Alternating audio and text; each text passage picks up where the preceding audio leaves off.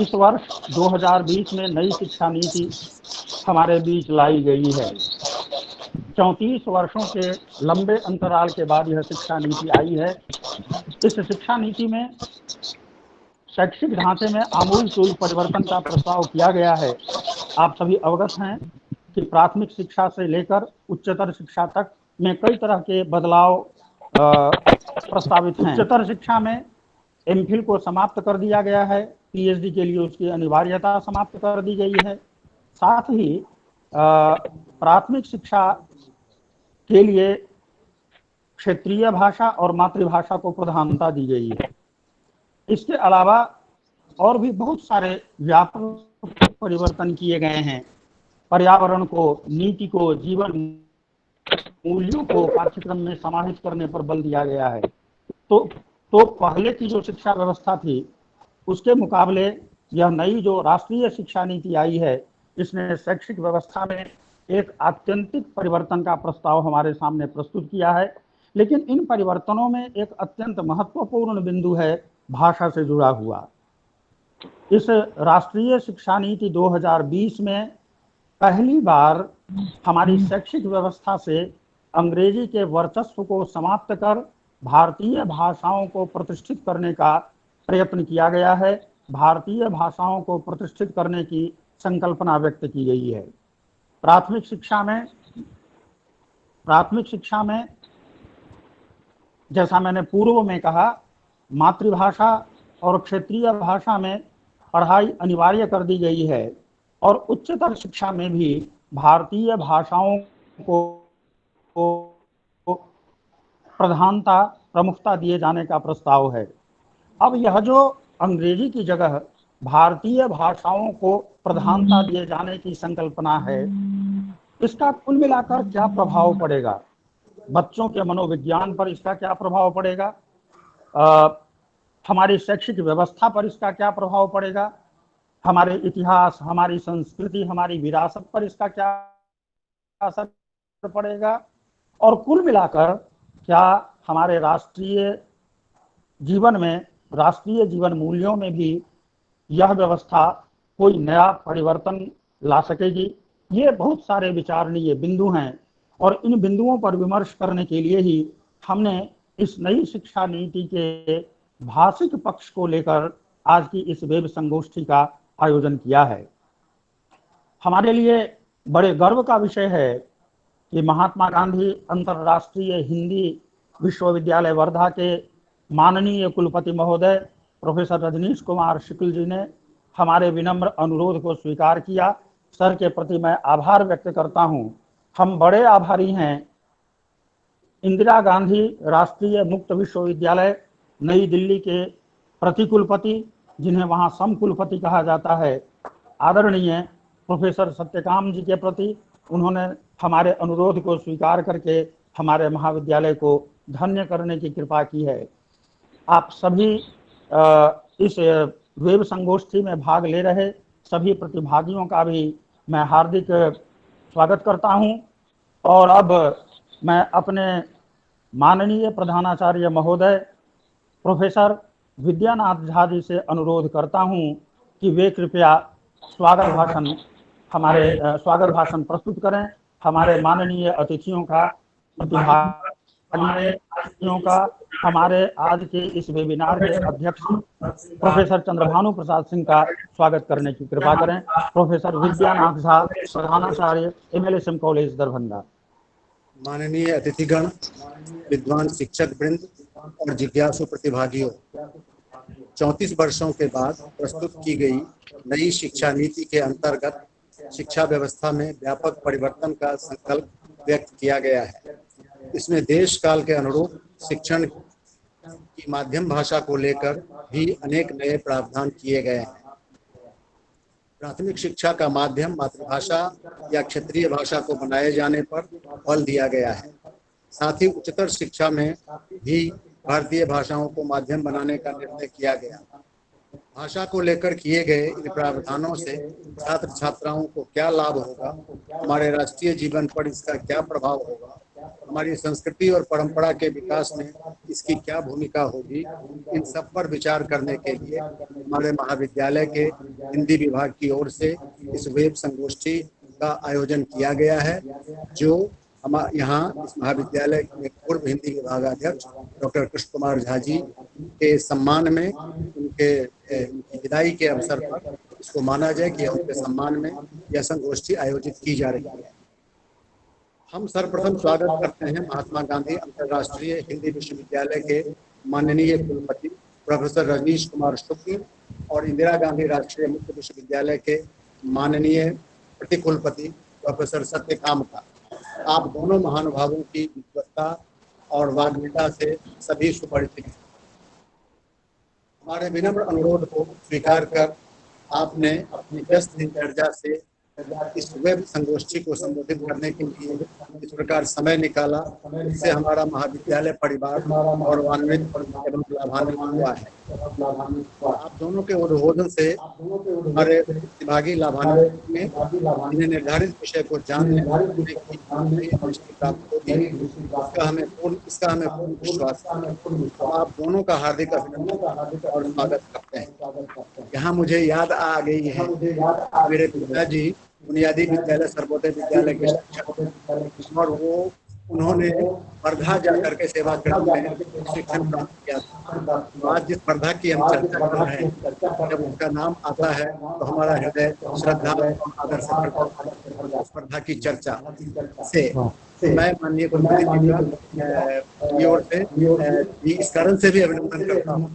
वर्तमान में आप वर्धा में हम स्वागत करते हैं प्रोफेसर चंद्रभानु प्रसाद सिंह का, जिन्होंने हाल ही में विश्वविद्यालय के विश्वविद्यालय हिंदी विभागाध्यक्ष के 3 वर्ष का निर्धारित कार्यकाल सफलतापूर्वक पूरा किया है।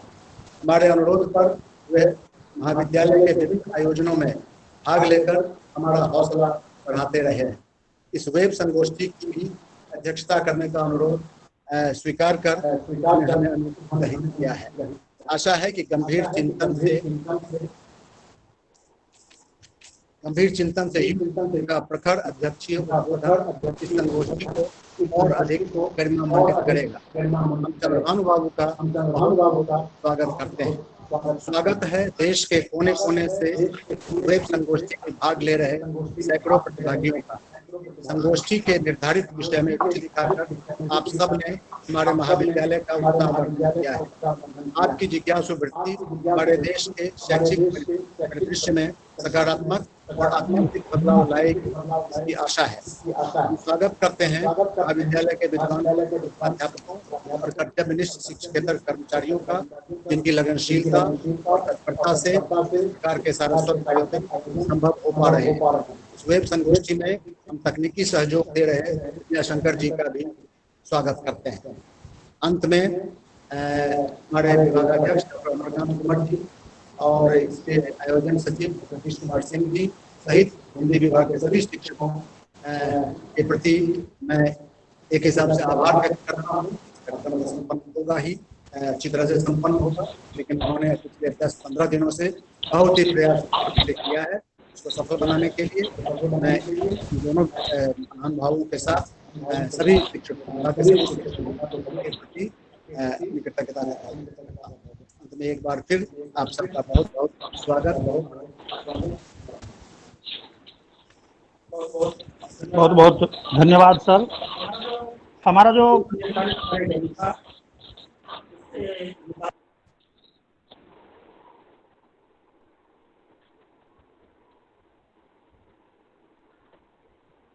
पूर्व निर्धारित कार्यक्रम था, उसके मुताबिक माननीय कुलपति महोदय प्रोफेसर रजनीश कुमार शुक्ल जी का शिक्षक है, इसलिए मैं पहले प्रोफेसर रजनीश कुमार शुक्ल जी जो महात्मा गांधी अंतर्राष्ट्रीय हिंदी विश्वविद्यालय के कुलपति पद को समादृत कर रहे हैं, मैं उन्हें आमंत्रित करता हूं।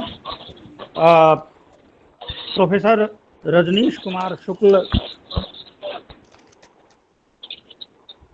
29 वर्षों के शैक्षणिक अनुभव के धनी आदरणीय प्रोफेसर शुक्ल मुख्यतः संपूर्णानंद संस्कृत विश्वविद्यालय के तुलनात्मक धर्म एवं दर्शन विभाग में प्रोफेसर हैं। उस विश्वविद्यालय में वे कुल सचिव, सांख्यिकी और सूचना के नोडल अधिकारी, कॉलेज विकास परिषद के निदेशक जैसे प्रशासनिक पदों की शोभा बढ़ा चुके हैं। इसके अतिरिक्त प्रोफेसर शुक्ल वहां की शोध उपाधि समिति के सदस्य सचिव, संकाय बोर्ड, अकादमिक परिषद, विश्वविद्यालय कोर्ट आदि के सदस्य भी हैं। 20 अप्रैल 2019 से प्रोफेसर शुक्ल सर महात्मा गांधी अंतर्राष्ट्रीय हिंदी विश्वविद्यालय के कुलपति पद पर आसीन हैं। प्रोफेसर शुक्ल हिमाचल प्रदेश के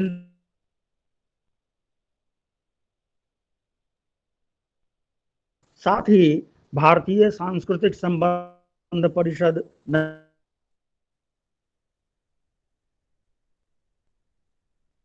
न्यास नई दिल्ली के न्यासधारी मंडल के सदस्य भी हैं।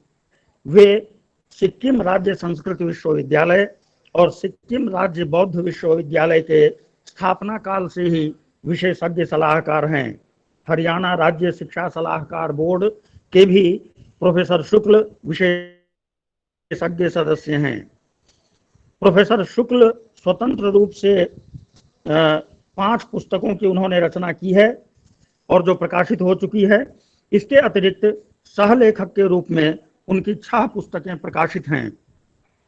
प्रोफेसर शुक्ल अब तक 50 से अधिक राष्ट्रीय सेमिनार और 15 अंतर्राष्ट्रीय सेमिनार में सहभागिता कर शोध पत्र की प्रस्तुति कर चुके हैं। साथ ही वे 4 राष्ट्रीय और 2 अंतर्राष्ट्रीय संगोष्ठी एवं कार्यशाला का आयोजन भी कर चुके हैं। प्रोफेसर शुक्ल ऑल इंडिया फिलोसफी एसोसिएशन की त्रैमासिक पत्रिका दार्शनिक के वर्ष 2002 से 2008 तक मुख्य संपादक रहे। वे Ratnagarbha, a quarterly journal of Indology and social sciences Ranchi और संस्कृत शोध संस्थान वाराणसी की अर्धवार्षिक शोध पत्रिका संस्कृति के संपादकीय बोर्ड के सदस्य हैं। Journal of Indian council of philosophical research और भारतीय ऐतिहासिक अनुसंधान परिषद के हिस्टोरिकल रिव्यू के वे कार्यकारी संपादक हैं। यूजीसी के मेजर और माइनर रिसर्च प्रोजेक्ट के तहत उन्होंने महत्वपूर्ण शोध किए हैं। उनके निर्देशन में अब तक 23 छात्रों को पीएचडी की उपाधि प्राप्त हो चुकी है। प्रोफेसर शुक्ल 1984 से अखिल भारतीय विद्यार्थी परिषद से जुड़े हैं और उस संगठन के अनेक पदों के दायित्व का सफलतापूर्वक निर्वहन कर चुके हैं। ऐसी इतनी विशिष्ट उपलब्धियों से समादृत प्रोफेसर रजनीश कुमार शुक्ल सर का मैं सादर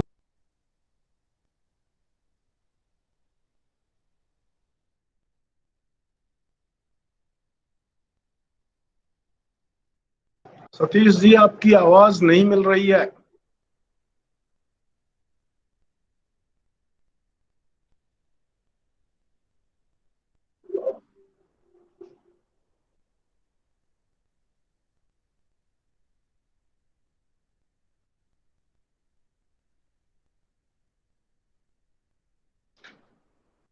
सतीश जी, आपकी आवाज मुझे नहीं मिल रही है।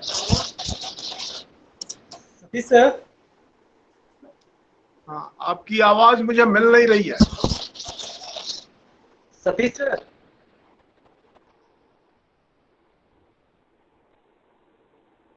लगता है सतीश सर का फोन डिस्कनेक्ट हो गया है। हाँ, तो मुझे लगता है कि सतीश जी को मेरे परिचय में जितना पढ़ना था पढ़ लिया है उन्होंने। मुझे अपनी बात कहनी चाहिए, क्योंकि और ज्यादा पढ़ेंगे तो और मेरे बारे में गलतफहमियां बढ़ती जाएंगी और उससे मुक्त होना आवश्यक है। तो प्रारंभ करें। जी हाँ सर।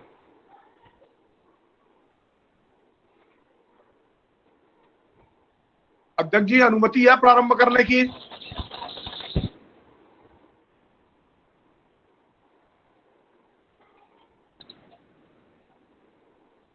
चलिए, अच्छा करता हूं, यह मान लेता हूं कि अनुमति प्राप्त है। इस तरंग आधारित संगोष्ठी के अध्यक्ष प्रोफेसर चंद्रभानु प्रसाद सिंह जी, इस संगोष्ठी में मुख्य रूप से उद्बोधन जिसका प्राप्त होने वाला है प्रोफेसर सत्यकाम जी, प्रतिकुलपति, Indira Gandhi national open university, संगोष्ठी के संयोजक बंधु doctor Satish ji, Maharaj Lakshmeshwar Singh memorial college Darbhanga के हिंदी विभाग के अध्यक्ष डॉक्टर अमरकांत जी और महाविद्यालय के प्राचार्य डॉक्टर विद्यानाथ जी,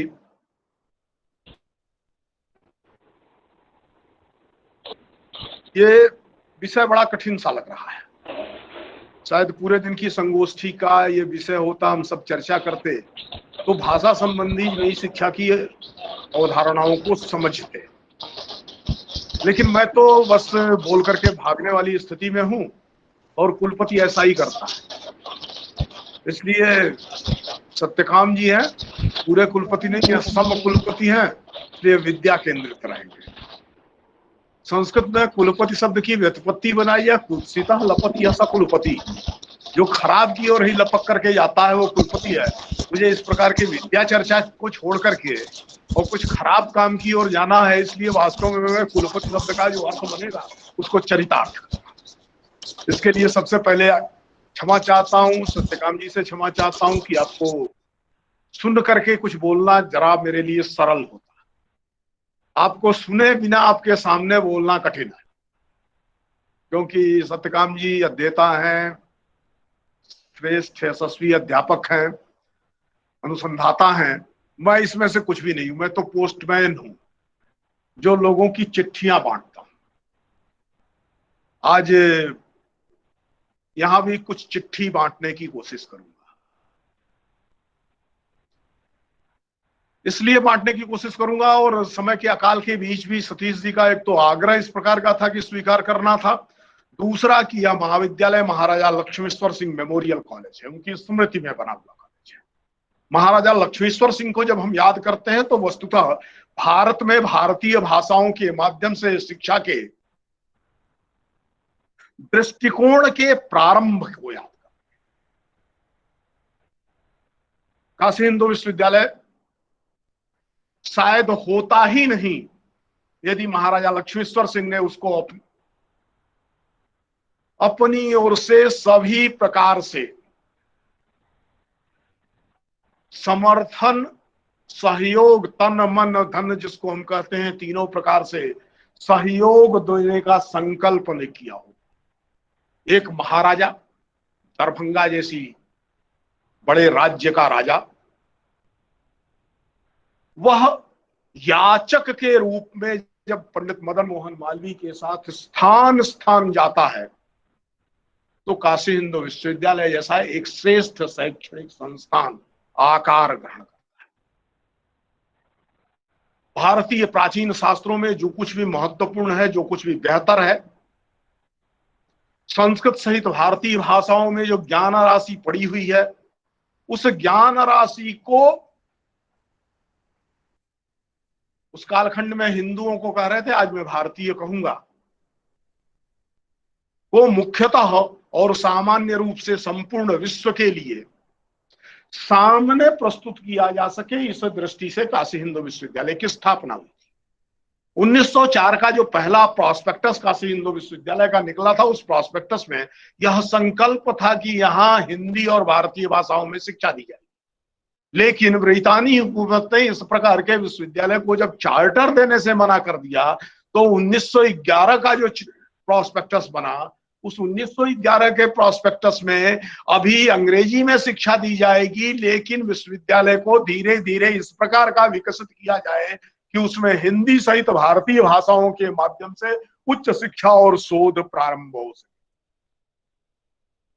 2020 की शिक्षा नीति को उसके भी आलोक में देखने की आवश्यकता है, इसकी भाषा नीति। उससे फिर मैं 100 वर्ष और पीछे की बात करूंगा, 1811 1812 की बात करूंगा। विलियम विलफोर्स बिल नाम का एक बिल पूरे 1.5 वर्ष तक ब्रिटिश पार्लियामेंट में बहस में चल सा रहा, विलियम विलफोर्स ने प्रस्तुत किया था, और उसके का परिणाम इस चर्चा का हुआ था कि क्रिश्चियनाइजेशन एंड कॉलोनाइजेशन ऑफ इंडिया का एक स्थापित मुहिम प्रारंभ करने का निश्चय किया गया और उस निश्चय के फलस्वरूप 1821 से लेकर के 1828 तक संपूर्ण भारत का शैक्षिक सर्वे हुआ, जिसमें मिथिला के दरभंगा के इलाके का भी सर्वे सम्मिलित है और पश्चिम बंगाल में समानांतर जो दरभंगा के इलाका था, नवद्वीप का नाडिया का इलाका, उसका भी सर्वेक्षण है, जिसमें चेन्नई के इलाके का भी सर्वेक्षण है और मुंबई प्रेसिडेंसी के भी कुछ इलाके का सर्वेक्षण। और उसके आधार पर एक स्पष्ट रूप से अवधारणा आई, जिस अवधारणा को मैक्याले ने समझा और यह select committee of House of Lords के समक्ष विटनेस करते हुए उसने कहा हुआ था कि Indian education system is perfect. हम कुछ दे नहीं सकते, कुछ कर नहीं सकते, लेकिन भारत में राज्य को लंबा करना है तो उसको बदलना पड़ेगा। और 1835 में 70% से अधिक साक्षरता और शिक्षा वाला भारत 1835 में अचानक निरक्षर भारत हो गया, क्योंकि साक्षरता और शिक्षा का तात्पर्य अंग्रेजी भाषा के माध्यम से शिक्षा प्राप्त कर लेना हुआ और परंपरागत रूप से टोल से, पाठशालाओं से, मदरसों से जिन लोगों ने शिक्षा प्राप्त कर ली उनको निरक्षर और अशिक्षित घोषित कर दिया और एक पॉलिसी बना ली गई कि ईस्ट इंडिया कंपनी के अधीन आने वाली समस्त प्रकार की व्यवस्थाओं में नौकरी उन्हीं को प्राप्त होगी जो अंग्रेजी माध्यम से शिक्षा प्राप्त की। इस तरह से अंग्रेजी भारत में शिक्षा का माध्यम बनी। 1857 में दुनिया में पहली बार उच्च शिक्षा का माध्यम अंग्रेजी बनी, भारत में बनी। जब Mumbai university, Calcutta university, Delhi university, Lahore university, इन 4 विश्वविद्यालयों की स्थापना हुई, तो इन 4 विश्वविद्यालयों की स्थापना के साथ ही अंग्रेजी में उच्च शिक्षा का प्रारंभ हुआ। तब तक ऑक्सफोर्ड और कैम्ब्रिज जैसी जो बड़ी उनकी प्रतिष्ठित संस्थाएं थी, विशेषतः ऑक्सफोर्ड विश्वविद्यालय की चर्चा करना चाहूंगा, जिसका चांसलर स्वयं क्राउन ऑफ ग्रेट ब्रिटेन होता है, उसमें भी अंग्रेजी में शिक्षा नहीं दी जाती। लिटरेचर के अतिरिक्त अंग्रेजी भाषा का प्रयोग केवल संसद में बहस के लिए होता था, विधि के क्षेत्र में हो, विज्ञान के क्षेत्र में हो, दर्शन के क्षेत्र में हो, या समाज विज्ञानों के क्षेत्र में हो, अंग्रेजी उच्च शिक्षा और अनुसंधान की भाषा नहीं थी। इसका सबसे महत्वपूर्ण उदाहरण यह है कि उस काल में 1903 तक जो अधिकतम अनुसंधान हुए हैं, उन अनुसंधानों को आप देखें तो ध्यान में आएगा कि आखिर ग्रेविटेशनल फोर्स की खोज करने वाला, उसका फार्मूलेशन किस भाषा में था? आइंस्टीन सापेक्षता के सिद्धांत का फार्मूलेशन किस भाषा में करता है? उसके पेपर्स किस भाषा में रिसर्च? तो ग्रीक और ग्रीक को अपदस्थ करती हुई लैटिन अनुसंधान की भाषा, विधि की भाषा, समाज विज्ञानों की भाषा के रूप में उस कालखंड तक विकसित थी। लेकिन भारत के अंदर उसको न विकसित करके अंग्रेजी को विकसित किया गया, क्योंकि 2ym दर्जे का ज्ञान देना था और 2ym दर्जे का ज्ञान देकर के ज्ञानी नहीं बनाना था, फर्मावदार सेवक बनाना था। तन से भारतीय और मन से अंग्रेज निर्मित करना था। इसके विरुद्ध उसी कालखंड में भारतेंदु हरिश्चंद्र ने एक ऐसे विश्वविद्यालय की कल्पना की थी और दरभंगा से बहुत नजदीक जाकर के ही कल्पना की थी। उस बलिया में कल्पना की थी कि हम एक ऐसा विश्वविद्यालय बनाएंगे जो हिंदी में चलेगा, लेकिन न तो उसको मान्यता मिलनी थी, न तो उसकी स्वीकृति मिलनी थी, न तो वो चरितार्थ हो पाया। काशीहिंदू विश्वविद्यालय भी बदले हुए रूप में चरितार्थ हुआ। परिणाम हुआ कि उससे असफल होने के बाद गांधी ने भारत में उच्च शिक्षा भारतीय भाषाओं के माध्यम से हो, हिंदी के माध्यम से हो, इसके लिए राष्ट्रीय विद्यापीठों की स्थापना का संकल्प, जिसमें विविध विद्यापीठों की स्थापना हुई। दो आज भी उसमें बहुत सक्रिय रूप से चल रहे विद्यापीठ हैं। एक वाराणसी में महात्मा गांधी का विद्यापीठ है जिसका नाम हो गया है वो, दूसरा गुजरात विद्यापीठ अहमदाबाद, जहां पर पहली बार भारतीय भाषाओं के माध्यम से, एक जगह हिंदी के माध्यम से, दूसरे जगह पर गुजराती के माध्यम से उच्च शिक्षा देने की व्यवस्थाएं की। ये महात्मा गांधी है जो काशी हिंदू विश्वविद्यालय की स्थापना के समय ही काशी हिंदू विश्वविद्यालय को हिंदी में काम करना चाहिए, उसके स्थापनोत्सव में बड़े लाट साहब के सामने भाषण करते। यह वो जगह है जिस सभा की अध्यक्षता महाराजा लक्ष्मेश्वर सिंह कर रहे थे, इसलिए शायद गांधी ये भाषण भी कर सके। ये मैं आपको सिर्फ याद दिलाने लगा कि भाषिक नीति जो नई शिक्षा में नीति में आई है, नई शिक्षा नीति की भाषिक नीति को 34 वर्षों के बाद आई हुई शिक्षा नीति के रूप में नहीं समझा जा सकता। यह 185 वर्षों बाद आई हुई शिक्षा नीति है। जब इस रूप में देखते हैं तब जाकर के इसकी जो भाषिक नीति है, भाषा संबंधी इसका दृष्टिकोण है, वह समझ में आएगा। यह 1937 की कालेलकर कमेटी, जाकिर हुसैन कमेटी जिस रूप में जिसको समझते हैं, उसके द्वारा भी नहीं समझा जा सकता है। यह 1937 की आचार्य नरेंद्र देव समिति जो है उसके द्वारा भी नहीं समझा जा सकता है। इसको राधा कृष्णन कमीशन रिपोर्ट से भी नहीं समझा जा सकता है, और इसको कोठारी कमीशन रिपोर्ट से त्रिभाषा फार्मूला और हिंदी संस्कृत को मूल्य देने का, दक्षिण भारत में क्षेत्रीय भाषाओं को महत्व देने का जो सिद्धांत पत्र प्रस्तावित किया गया था, उसके द्वारा भी नहीं समझा जा सकता है। 86 की शिक्षा नीति के द्वारा तो इसको समझा जाना ही संभव नहीं है।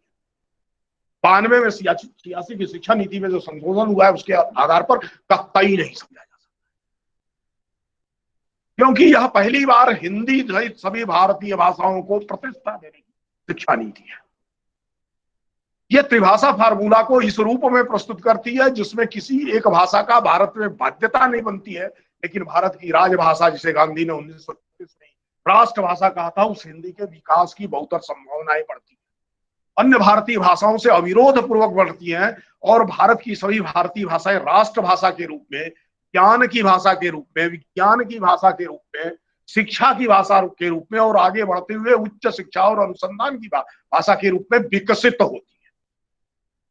क्योंकि ये सबसे बड़ी बात थी कि हिंदी थोपी जा रही है, हिंदी थोपी जा रही, तो नई भाषा हम क्यों सीखें, अभी अंग्रेजी से काम चल रहा है, उसी से चला लो। इसका परिणाम क्या हुआ, दक्षिण में, दक्षिण भारत की भाषाएं उच्च शिक्षा के क्षेत्र में खींच गई, सिकुड़ गई, और तमिल जैसी भाषा आज क्रियोल में परिवर्तित हो गई है, जिसमें आधे से अधिक शब्द अंग्रेजी से आते हैं। इस प्रकार की तमिल आजकल बाजार में बोली जाती है। साहित्य और सभ्यता और संस्कृति की दृष्टि से दुनिया की श्रेष्ठतम भाषाओं में से एक, संस्कृत के समानांतर की भाषा तमिल आज बाजार की भाषा के रूप में परिवर्तित हो गया है। उसमें प्रभावकारी, क्रांतिकारी साहित्य, कविता लिखा जाना बंद हो गया। उच्च शिक्षा के क्षेत्र में तो तमिलनाडु में भी तमिल के लिए कोई जगह नहीं बची। ऐसी स्थिति में शिक्षा नीति सभी स्थानों पर, विविध राज्यों में, विभिन्न क्षेत्रों में, उन भाषा क्षेत्रों में काम कर रहे विश्वविद्यालयों में उच्च शिक्षा की भाषा, विश्वविद्यालय स्तरीय शिक्षा की भाषा और अनुसंधान की भाषा, यह भारतीय भाषाएं बन सके, इसके लिए एक त्रिभाषा फार्मूला का प्रस्ताव कर, जिसमें किसी के लिए बाध्यकारी नहीं है कि वो हिंदी ही सीखेगा, वो अंग्रेजी ही सीखेगा, वो अपनी एक रीजनल लैंग्वेज ही सीखेगा। शिक्षा प्रथमतः मातृभाषा में दी जानी चाहिए, और 3 वर्ष से लेकर के और जो 11 वर्ष तक की शिक्षा है वो अनिवार्यतः मातृभाषा में दी जानी चाहिए। लेकिन इसी बीच भारत के बहुभाषिक स्वरूप को देखते हुए बच्चे में भाषा सीखने की क्षमता, कॉस्मोपॉलिटन सिटी जिसके उदाहरण है, जबरदस्त होती है। एक साथ बच्चा 2-3 भाषाएं सीख लेता है। सभी प्रकार के कॉस्मोपॉलिटन सिटी का यह स्वभाव है।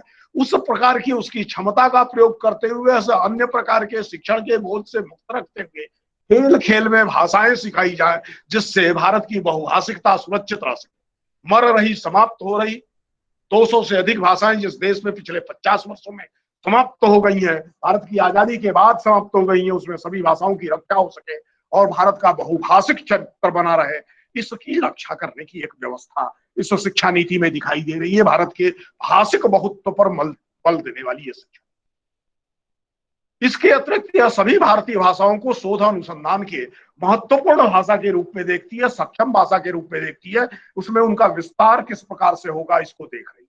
ये इस भ्रम को तोड़ने वाली भाषा है कि अंग्रेजी अंतरराष्ट्रीय भाषा, और हम सारे लोगों को यह भाषा भ्रम टूट जाना चाहिए कि अंग्रेजी विज्ञान की भाषा, अंग्रेजी तकनीक की भाषा है, अंग्रेजी अंतरराष्ट्रीय भाषा, अंग्रेजी प्रभाव की भाषा है। दुनिया में आज कोरोना के कालखंड तक जो दुनिया है उसमें प्रमुखता से जिन देशों का नाम एक ताकत के रूप में उभरते हुए लिया जाता है, उनमें 4-5 देशों का नाम मैं लूंगा। चीन की भाषा अंग्रेजी है क्या? कोई वैज्ञानिक वहां अंग्रेजी नहीं जानता है। जापान की भाषा अंग्रेजी है क्या? कोई चिकित्सक और वैज्ञानिक वहां अंग्रेजी नहीं जानता है। कोरिया की भाषा अंग्रेजी है क्या? यहां तक कि सैमसंग एलजी बेचने के लिए जो आता है वो सेल्स ऑफिसर भी टूटी फूटी अंग्रेजी जानता है, वहां का विज्ञान और चिकित्सा वाला तो अंग्रेजी नहीं। इजराइल, जिससे पूरी दुनिया घबराई हुई होती है, और उसको अगर कोई माइक ऑन रह गया हो तो अनुरोध करूंगा कि उसको ऑफ कर दीजिए तो मैं बात कर सकूं। कृष्णादेव जी, कृष्णदेव जी, आपका माइक ऑन है, उसको म्यूट कर दीजिए। आपके आसपास की आवाज सबको मिल रही है।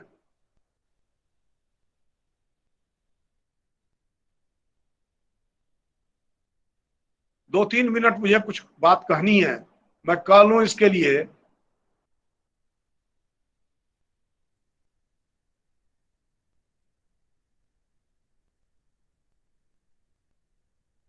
तो अब अंग्रेजी अंतरराष्ट्रीय भाषा है। दुनिया में बड़े लगभग 94-95 देश हैं जिसमें अंग्रेजी पहली भाषा, दूसरी भाषा, तीसरी भाषा के रूप में प्रयुक्त होती है।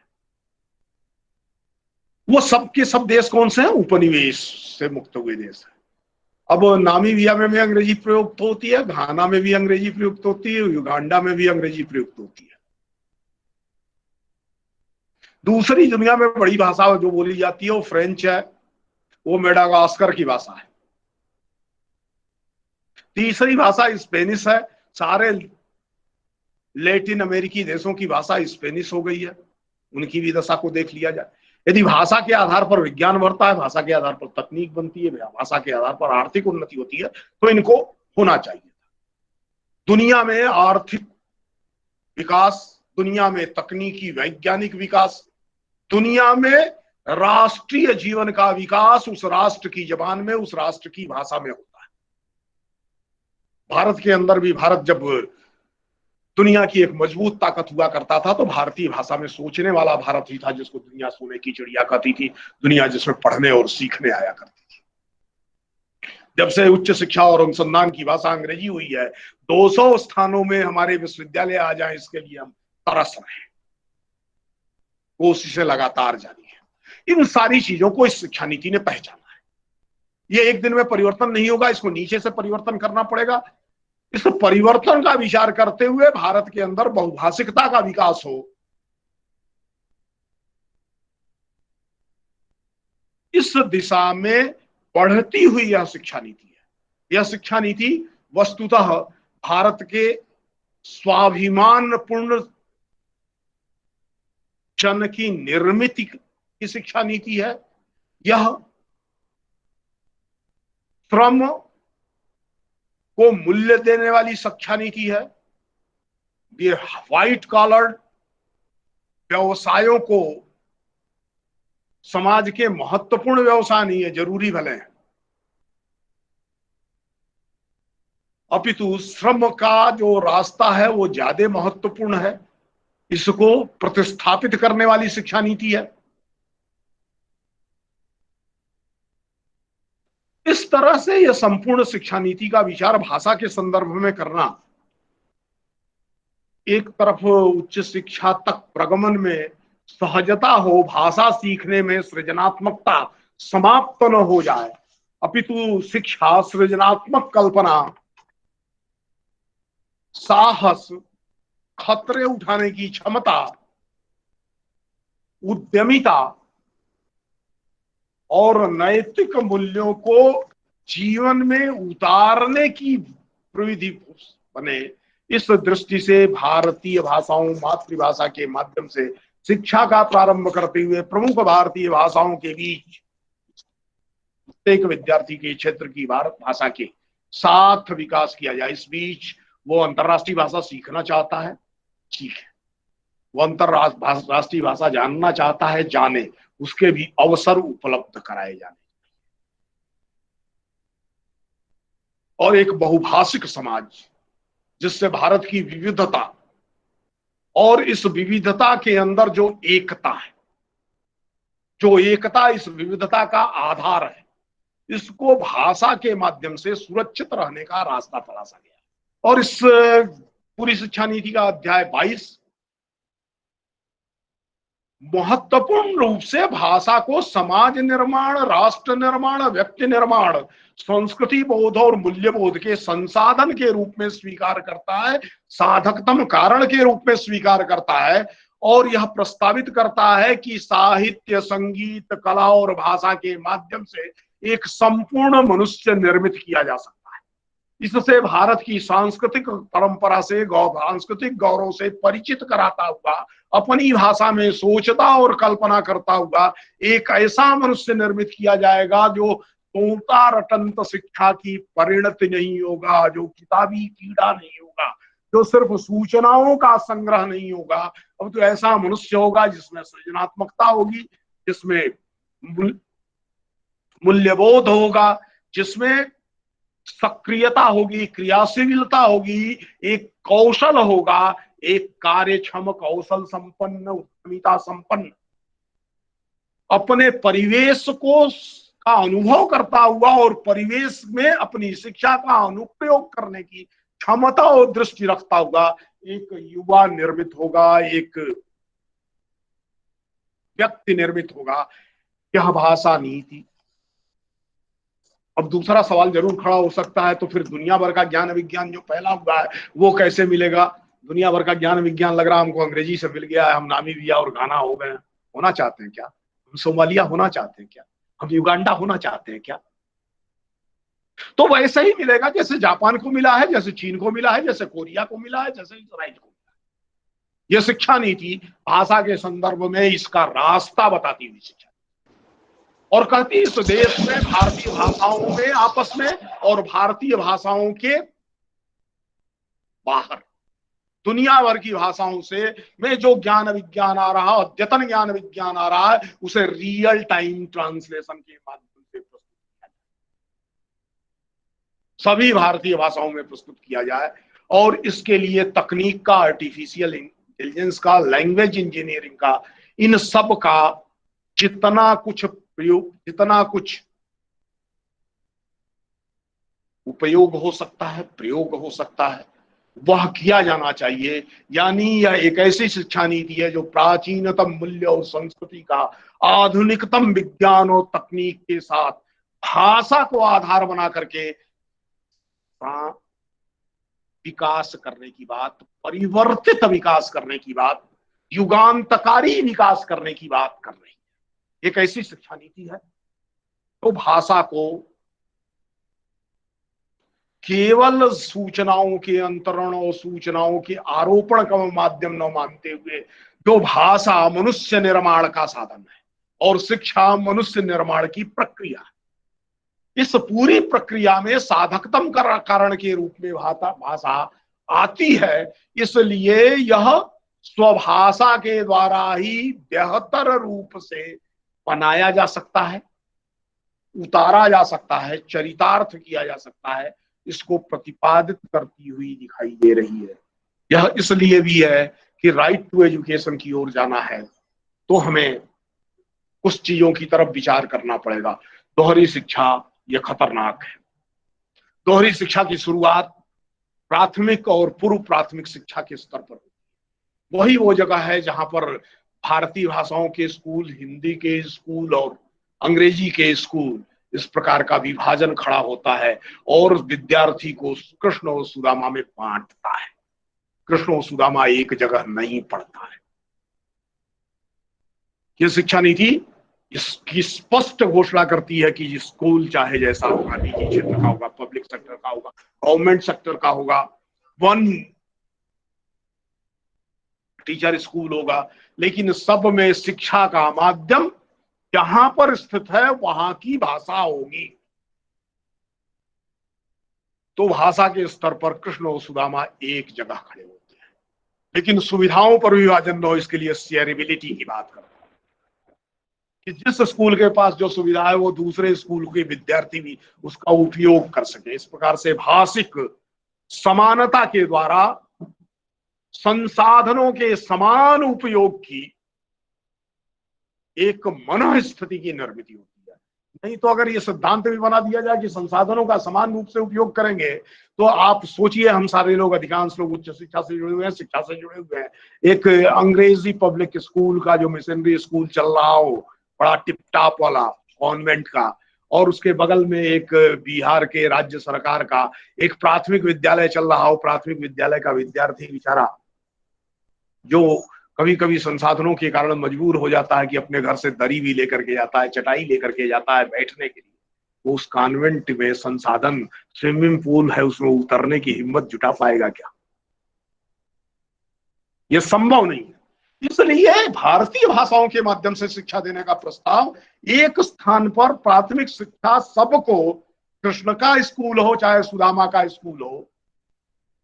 आज महाराजा लक्ष्मेश्वर सिंह नहीं है जो सुदामा के लिए स्कूल खोल सके, जो महाराजा होते हुए भी सुदामा की भूमिका में आकर के इस देश के युवाओं के लिए, विश्वविद्यालय के लिए भिक्षाटन कर सके। तो यह शिक्षा नीति उसके प्रस्ताव को सामने रखती है और शासकीय स्तर पर उसकी संभावनाओं को प्रस्तुत करती है। और इसका भी रास्ता यह शिक्षा नीति, शिक्षा में जो भाषिक अवधारणा है, भाषा केंद्रित अवधारणा है, शिक्षा की भाषा और भाषा की शिक्षा, इसको लेकर के जो विचार किया गया है यह प्रस्तावित करता है। इस अनुरोध के साथ मैं एक बैठक के लिए निर्धारित समय से देरी कर रहा हूं। मैं चर्चा करता, कुछ प्रश्न होते, आपके साथ संवाद करता, मुझे अच्छा लगता, लेकिन बीच में ही कुछ और बातें छोड़ करके आप सबसे अनुमति चाहता हूं। मेरी इस धृष्टता के लिए आप क्षमा करते हुए मुझे अब अपनी बात को समाप्त करने की अनुमति प्रदान करें। नमस्ते।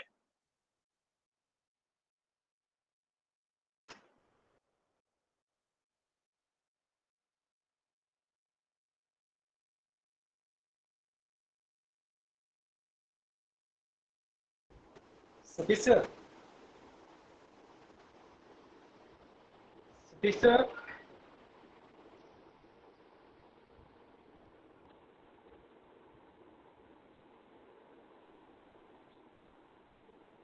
कार्यक्रम सतीश सर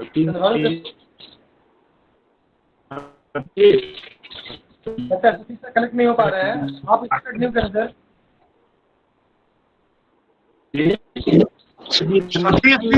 को म्यूट कर लीजिए, आपकी आवाज नहीं आ रही है क्योंकि आपका स्पीकर म्यूट है।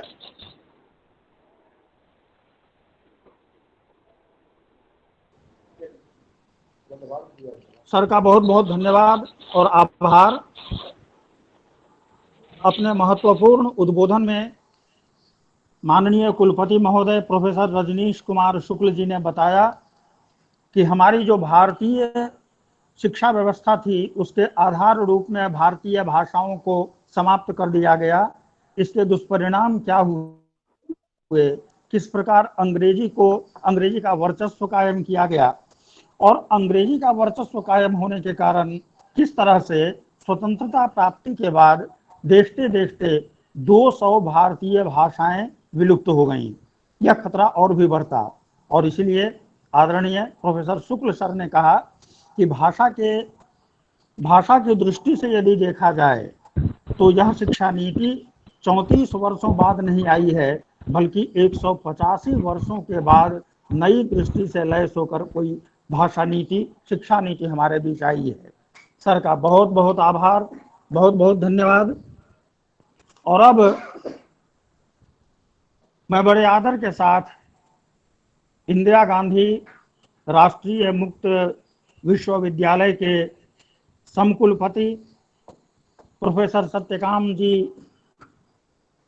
को आमंत्रित करता हूं। प्रोफेसर सत्यकाम समकालीन हिंदी साहित्य के विशिष्ट हस्ताक्षर हैं। वे एक प्रख्यात हिंदी आलोचक, संस्मरण लेखक, प्रतिष्ठित साहित्यिक पत्रिका समीक्षा के संपादक, स्तंभकार और अनुवादक हैं। वर्ष 2004 से प्रोफेसर के रूप में कार्यरत प्रोफेसर सत्यकाम ने विगत 33 वर्षों से इग्नू के मानविकी विद्यापीठ में हिंदी संकाय के रूप में शिक्षा और साहित्य तथा दूर शिक्षा में नवाचारी उद्यमों से महत्वपूर्ण योगदान दिया है। इनकी उत्कृष्ट शैक्षिक उपलब्धियों को देखते हुए इन्हें इग्नू के समकुलपति का गौरवपूर्ण उत्तरदायित्व सौंपा गया, जिसका पदभार इन्होंने 19 जुलाई 2019 को ग्रहण किया। इसके पूर्व प्रोफेसर सत्यकाम 1 अक्टूबर 2016 से 19 जुलाई 2019 तक इग्नू के मानविकी विद्यापीठ के निदेशक रहे हैं। इग्नू के प्रबंध बोर्ड के सदस्य के साथ साथ इन्हें इग्नू तथा अन्य विश्वविद्यालयों एवं शैक्षिक निकायों में विभिन्न महत्वपूर्ण दायित्व सौंपे जा चुके हैं। साहित्य एवं शिक्षा जगत में प्रोफेसर सत्यकाम का विशिष्ट योगदान रहा है। इनकी लिखी 8 पुस्तकों में साहित्यिक आलोचना पर केंद्रित पुस्तकें तथा बुल्गारिया में विजिटिंग प्रोफेसर के रूप में अपने अनुभवों पर लिखा गया संस्मरण ग्रंथ प्रमुख है। 4 अनूदित पुस्तकों के अलावा इनके लगभग 200 शोध पत्र, आलेख और पुस्तक समीक्षाएं भी प्रकाशित हो चुकी हैं। हिंदी समालोचना, कथा समीक्षा, दूर शिक्षा, मीडिया अध्ययन तथा व्यावहारिक अनुवाद प्रोफेसर सत्यकाम की विशेषज्ञता के प्रमुख क्षेत्र हैं। इनके निर्देशन में 12 शोधार्थी पीएचडी की उपाधि प्राप्त कर चुके हैं। भारत सरकार के विदेश मंत्रालय की भारतीय सांस्कृतिक संबंध परिषद ने प्रोफेसर सत्यकाम को उनकी शैक्षिक विशिष्टता के लिए वर्ष 2006 में यूनिवर्सिटी ऑफ सोफिया में 2 वर्ष के लिए विजिटिंग प्रोफेसर के रूप में नामित किया। उन्होंने दक्षिण Africa, Belgium, England, France, Hungary आदि देशों की शैक्षिक यात्राएं की हैं।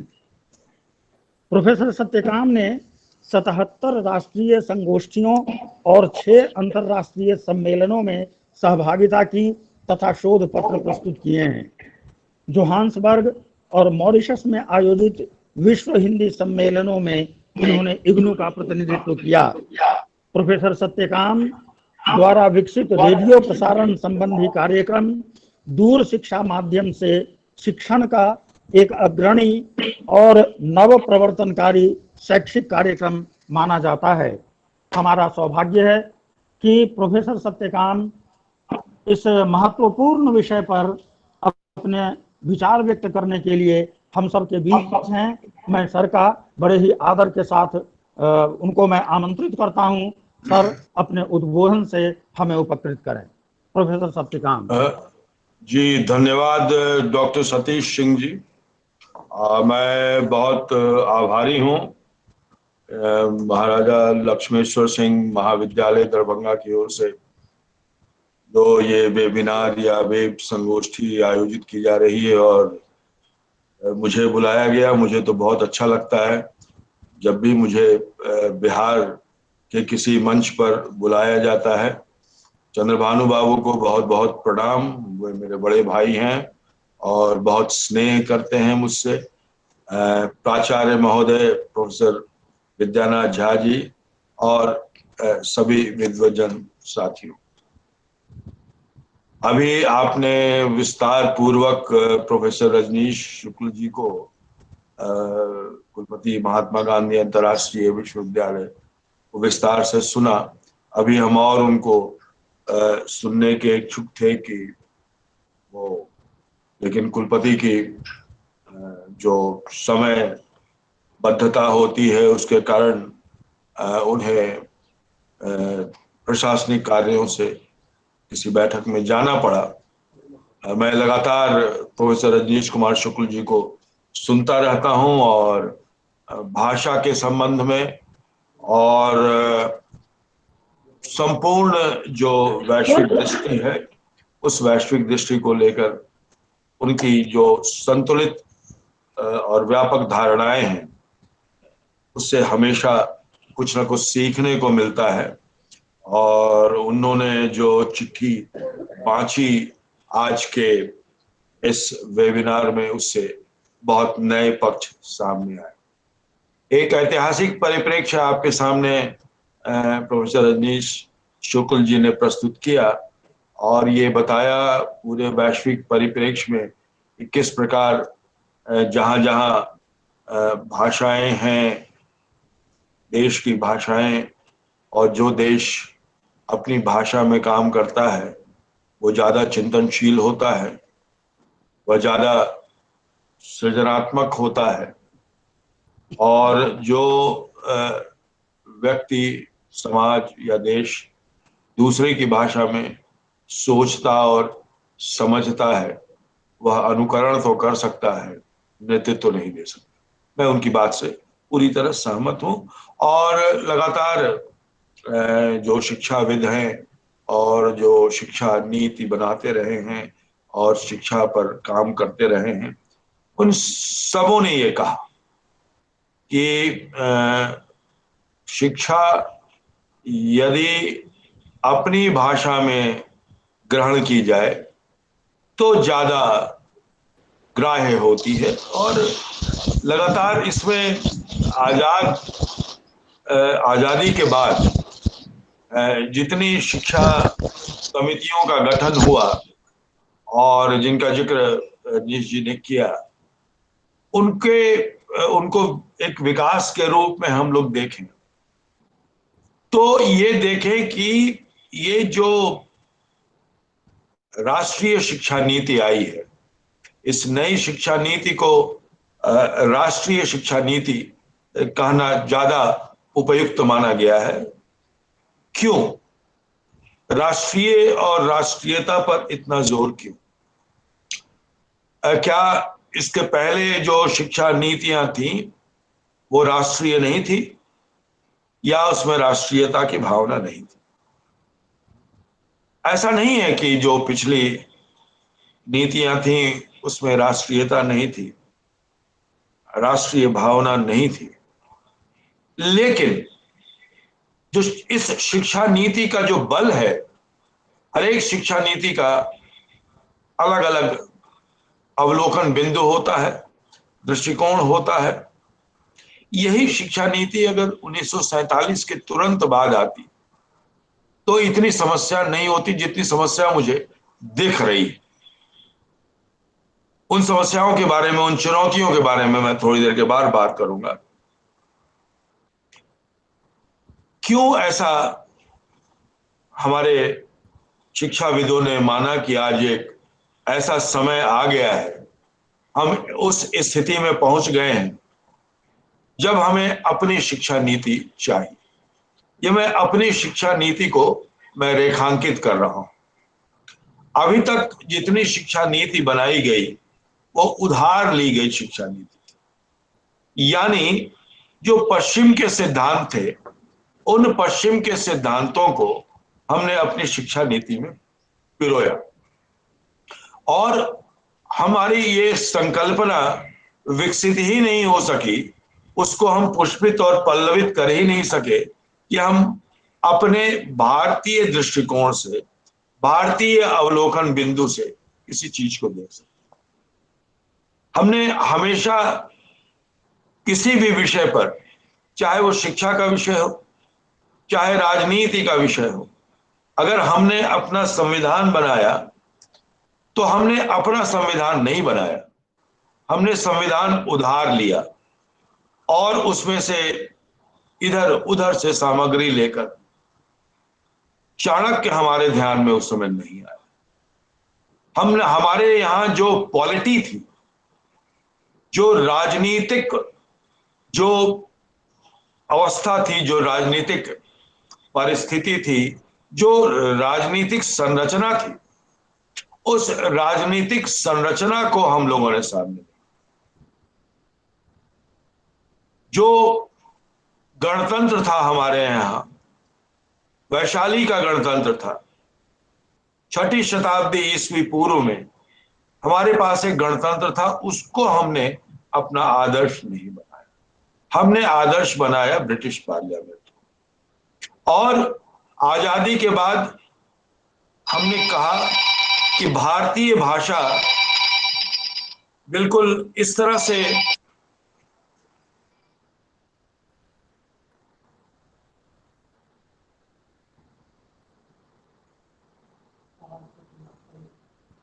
सर आवाज कट रही है, आवाज नहीं आ रही है सर। आवाज नहीं आ रही है, वो फोन हाँ आ रहा था इसलिए लगता है कि ये डिस्कनेक्ट हो।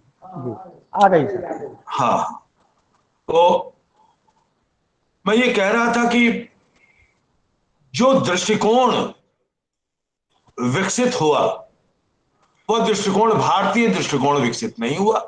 ये सबसे बड़ी समस्या थी हमारे सामने कि इस भारतीय दृष्टिकोण को कैसे विकसित किया जाए। और इसीलिए एक ऐसी समग्र राष्ट्रीय भाषा नीति की और शिक्षा नीति की बात की गई, जैसा कि प्रोफेसर रजनीश कुमार शुक्ल जी ने कहा कि त्रिभाषा फॉर्मूला तो पहले से चला आ रहा, अंतर कहां से आया? इसमें भी 3 भाषाओं की बात की गई है, इसमें भी मातृभाषाओं की बात की गई है। अंतर कहां से आया? अंतर आया इस शिक्षा नीति में। जो सबसे बड़ी बात है वह यह कि हम भारतीय हैं, उसकी गर्वानुभूति हमारे भीतर हो, ऐसी शिक्षा प्रदान की जाए। बहुत मुश्किल है कि किस तरह से इस व्यवस्था को व्यवस्थित किया जाए। आसान नहीं है। हमारे इर्द गिर्द जितने भी पढ़े लिखे लोग हैं, जो बड़े बड़े पदों पर आसीन हैं, वो अधिकांश लोग अंग्रेजी शिक्षा से दीक्षित हैं। और अंग्रेजी को बचाए रखना एक वर्ग वर्चस्व की भी बात है। और इसीलिए इस वर्ग वर्चस्व को बनाए रखने के लिए जिसको हम कहते हैं ना भारत और इंडिया की संकल्पना, तो इंडिया की जो संकल्पना है वो काफी लोगों को रास आती है। इस शिक्षा नीति ने उस मानसिकता को तोड़ने की कोशिश की है, लेकिन ये इतना आसान नहीं। ये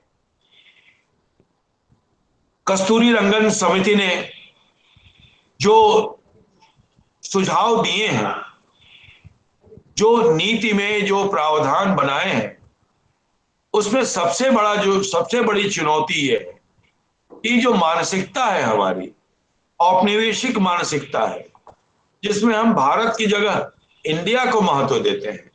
हम अपने संविधान से भी इंडिया को नहीं हटा सकेंगे, भारत को स्थापित नहीं कर सकेंगे। तो हम जन जन में भारत को किस तरह से स्थापित करें?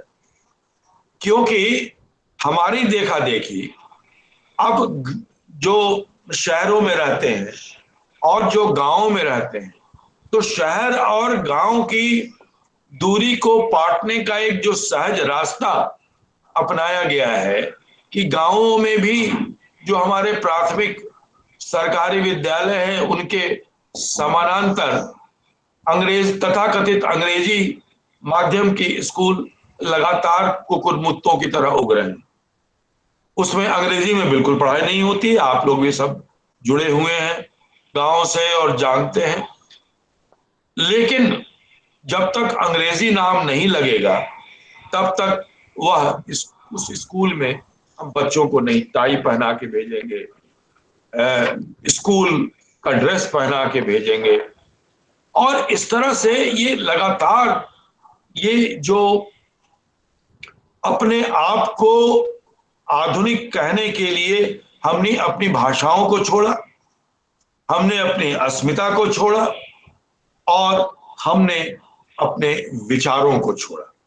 तो ये जो शिक्षा नीति है फिर हमें इस बात के लिए आह्वान करती है कि हम अपने विचारों को सुने, हम अपनी अंतरात्मा की आवाज को सुने और हम अपनी भाषाओं में पढ़ें हम अपनी भाषा में पढ़ाएं और दूसरों को भी हम ये बताएं कि हम अपने भाषा में कार्य कर सकते हैं। एक बहुत बड़ी जो भूल है या बहुत बड़ा जो संदेह है हमारे अंदर, वो ये है कि हम बहुभाषिक राष्ट्र हैं और सभी भारतीय भाषाएं एक दूसरे से प्रतिस्पर्धा कर रही हैं, इसलिए किसी एक भाषा को अगर हम राजभाषा, राष्ट्रभाषा, राज्य भाषा का दर्जा देंगे तो दूसरी भाषाएं कुंठित होंगी और एक जो भारतीय अखंडता है वह भारतीय अखंडता केवल अंग्रेजी से ही सुरक्षित रह सकती है। हम संवाद स्थापित कर सकते हैं, बाकी साहित्य आप जिस भाषा में लिखिए, हिंदी में लिखिए, तमिल में लिखिए, कन्नड़ में लिखिए, कोई दोष नहीं है। लेकिन यदि आप इसको उच्च शिक्षा की भाषा बनाने के बारे में सोचते हैं या फिर अलग अलग भाषाओं को पढ़ाने, भारतीय भाषाओं को पढ़ाने के लिए कहते हैं, तो तरह तरह से अलग अलग कोनों से विरोध आने लगता है। ये विरोध भारतीय भाषाओं का नहीं है, ये विरोध है कि हम इस कॉलोनियल जो औपनिवेशिक मानसिकता है और जो उससे हम बाहर कैसे निकले। और इसीलिए जो एक समूह है पूरा का पूरा जो ये नहीं चाहता है कि हम भारतीय अवधारणा के साथ हम बड़े हों, हमारे बच्चे महाभारत और रामचरितमानस अपनी भाषा में पढ़ें, न कि अंग्रेजी भाषा के माध्यम से। आज क्या हो रहा है, जितनी भी हमारी पौराणिक कथाएं हैं, जितने भी हमारे पुराणों में, ब्राह्मणों में, उपनिषदों में कही गई जो कथाएं हैं, उसका अंग्रेजी रूपांतरण करके जो तथाकथित उपन्यास लिखे जा रहे हैं, वो क्या है? वो हमारे मिथकों को, हमारे पुराणों को, हमारी कथाओं को गलत ढंग से पेश कर रहे हैं। वो हमारे मिथकों को तोड़ रहे हैं, वो हमारी भारतीयता को में छिद्र कर रहे हैं। अगर हम अपनी दिक्कत ये हो गई है कि हम लोग जिस उम्र में हिंदी भाषा में कथा, कहानी, उपन्यास, कविता या राजनीति विज्ञान, भूगोल पढ़ते थे, अब वो संख्या छीजने लगी है और ज्यादा से ज्यादा अंग्रेजी माध्यम के रूप में आने लगी। और इसमें लगातार विकास होता जा रहा है, लगातार इसका विस्तार होता जा रहा है और हमारी भारतीय भाषाएं सिकुड़ती जा रही हैं। और इससे जो नुकसान हुआ है हम लोगों को, वो नुकसान सबसे ज्यादा ये हुआ है कि हम ज्ञान कम प्राप्त कर रहे हैं, भाषा अर्जित करने में हमारे बच्चों की जो सृजनात्मक क्षमता है वो समाप्त हो रही। इसीलिए जब इस जो पराधीन मानसिकता बनाने वाली जो शिक्षा है, उस शिक्षा को हमें आजाद मन से आजाद, हृदय से आजाद और विचार से आजाद बनाने वाली शिक्षा की स्थापना करने पर इस राष्ट्रीय शिक्षा नीति में जोर दिया गया। अब ये देखिए कि जो स्कूली शिक्षा है, स्कूली शिक्षा में जिस तरह से 5 धन 3 धन 3 धन 4 की बात की गई है, उसका एक जो सीढ़ी बनाई गई, उसमें जो पूर्व प्राथमिक शिक्षा की जो परिकल्पना है और जिसमें बच्चा अपने घर पर सीखता है, अपने विद्यालय में सीखता है, अपने गुरु के साथ सीखता है, खेलते खेलते सीखता है। और जब वो खेलेगा तो अपनी भाषा का प्रयोग करेगा। अंग्रेजी में खेलेगा तो खेलेगा कम, सीखेगा कम, केवल अंग्रेजी के गुंजलक में वो फंस जाएगा। इसीलिए भाषा के जंजाल से बाहर निकालने की कोशिश की गई है इस शिक्षा नीति में, ताकि हमारे बच्चे सृजनात्मक हों, हमारे बच्चे अपने भारत को जान सकें, हमारे बच्चे ये जान सकें कि किस प्रकार हमारा भारत भारत बना है, भारत की कथा को जान सकें। तो जो भारतीय संस्कृति है, अपनी भाषा में जब बच्चे पढ़ेंगे, जब बच्चे सीखेंगे, तो भारतीय संस्कृति के बारे में, उसके विभिन्न पक्षों के बारे में उन्हें जानकारी होगी। और निश्चित रूप से तब उन्हें ऐसा नहीं लगेगा कि हमें वंदे मातरम नहीं कहना चाहिए, हमें भारत माता की जय नहीं कहना चाहिए। ये जो औपनिवेशिक मानसिकता का जो ये दुष्परिणाम है, उस दुष्परिणाम को दूर करने के लिए यह शिक्षा नीति बहुत जरूरी थी। और भाषा का, मातृभाषा का मतलब, या फिर भारतीय भाषाओं या क्षेत्रीय भाषाओं का ये मतलब नहीं है कि हम अपनी आत्मश्लाघा में अपने आप को केवल प्रशंसित करें। नहीं, हम अपने ज्ञान को अपने अवलोकन दृष्टि से, अपनी दृष्टि से उसे रखें। देखिए, 8वीं तक, 5वीं तक अनिवार्य तौर पर 8वीं तक भी पढ़ी जा सकती है मातृभाषा में, 9वीं से 12वीं भी पढ़ी जा सकती है। और ये छूट दी गई है कि 9वीं के बाद आप विदेशी भाषाएं पढ़ सकते हैं। और देखिए, ये प्रयोग कई विद्यालयों में हुआ है, जहां पर विद्यार्थियों को 5वीं से 8वीं तक अपनी मातृभाषा में पढ़ाया जाता है, और फिर अंग्रेजी भाषा उनको पढ़ाई जाती है, और बच्चे फिर बहुत तेजी से सीखते हैं। और जिस तरह से उच्च शिक्षा में एक बहुत महत्वपूर्ण है भाषा के अलावा, कि जिस तरह से एक शिक्षा में लचीलापन लाया गया है, उस लचीलेपन में अब विषय की कोई भी बंदिश नहीं रह गई। यानी फिजिक्स पढ़ने वाला विद्यार्थी अपने साथ संगीत भी सीख सकता है, उसके लिए भी उनसे अलग से क्रेडिट मिलेंगे। और एक साहित्य का विद्यार्थी जीव विज्ञान भी पढ़ सकता है, वह केवल प्रेमचंद और दिनकर को ही नहीं पढ़े, बल्कि यह भी सीखे कि मनुष्य की उत्पत्ति, एंथ्रोपोलॉजी भी पढ़ सकता है, विज्ञान भी पढ़ सकता है। यह बच्चों की, यह विद्यार्थियों की, शिक्षार्थियों की मर्जी पर। दूसरी जो एक महत्वपूर्ण बात इस शिक्षा नीति में है, वह यह है कि विद्यार्थी की जगह इसमें शिक्षार्थी बनाया गया। यानी शिक्षा अब गुरु केंद्रित नहीं होगी, बल्कि शिक्षा अब विद्यार्थी केंद्रित होगी। शिक्षार्थी, शिक्षा अर्जन करने वाला और विद्या प्राप्त करने वाला, दोनों दो अवधारणाएं।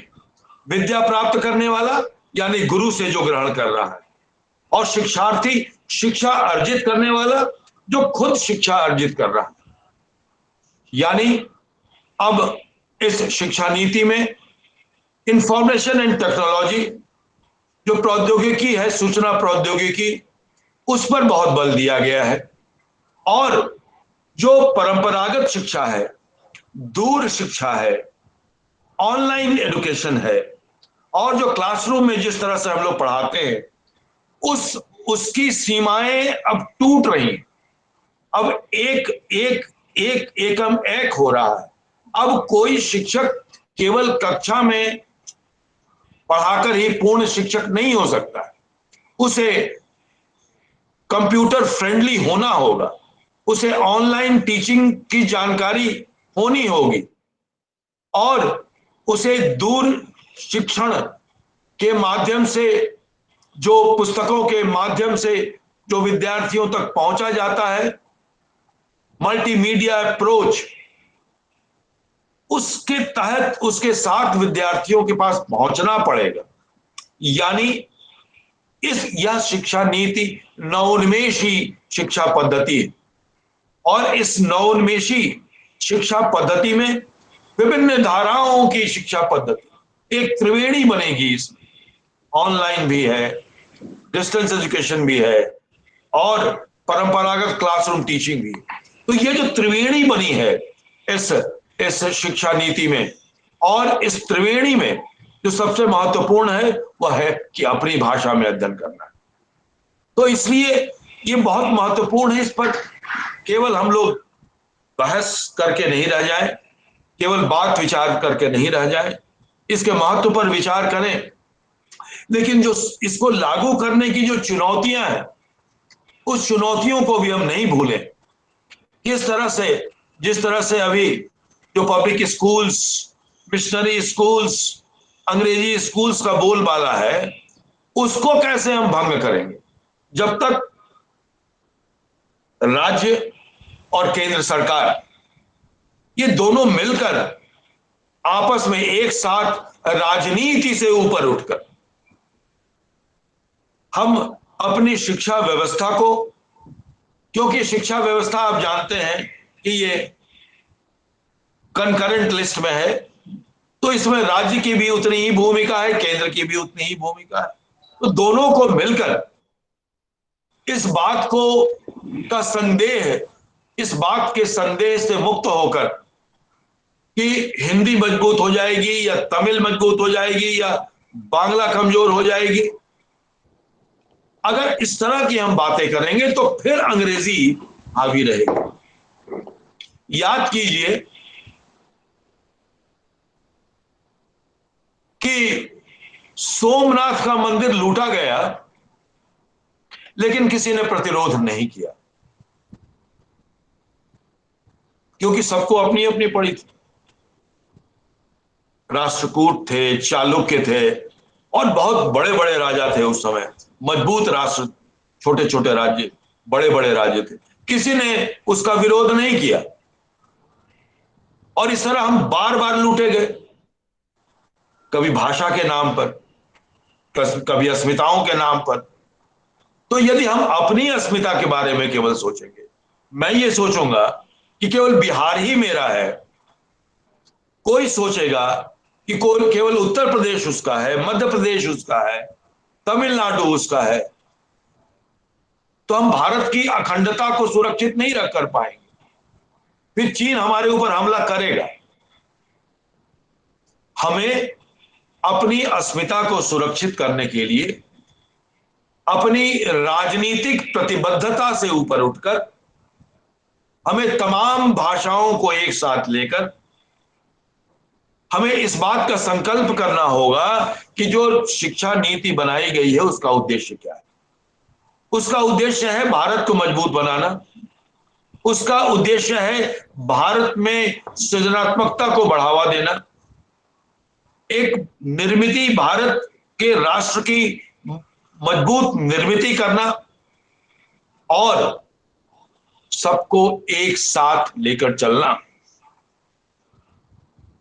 तो मेरा यह कहना यह है कि इस शिक्षा नीति का उद्देश्य बहुत व्यापक है, इसका फलक बहुत बड़ा है। तो हमें भी अपने को उदार बनाना होगा, हमें भी अपना फलक विस्तृत करना होगा। हम सब समझते हैं कि मातृभाषा में पढ़ाई होनी चाहिए,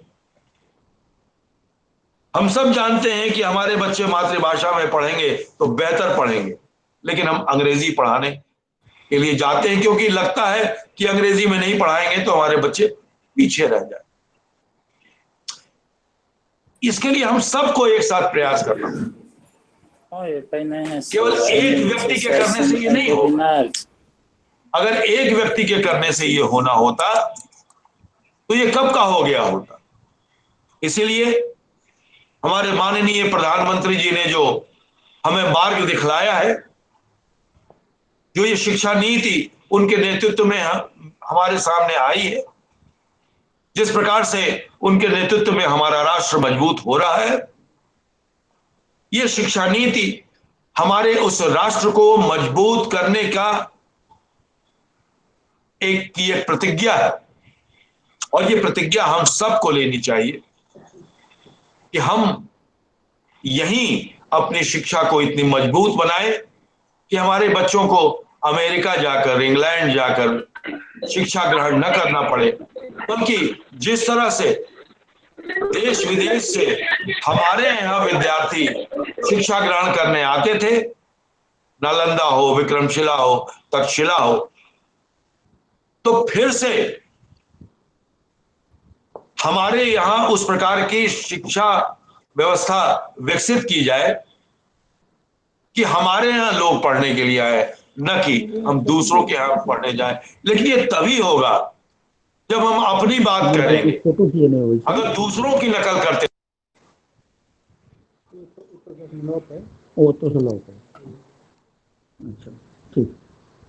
इसलिए मेरा ये अनुरोध है कि आप लोग इस पर विचार कीजिए कि भारत को कैसे मजबूत किया जाए, और ये शिक्षा नीति जिस प्रकार भारत को मजबूत करने के लिए दृढ़ संकल्प है, उसमें हम सबको मिलकर एक साथ काम करना होगा। यहां किसी भाषा, एक भाषा का दूसरी भाषा से कोई द्वंद्व नहीं,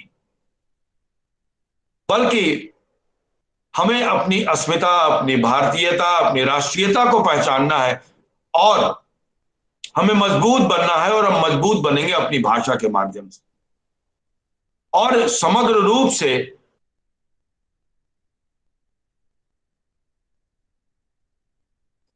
जब हम अपनी भाषा में हम अध्ययन करेंगे, तो बहुत बहुत धन्यवाद कि आपने मुझे मौका।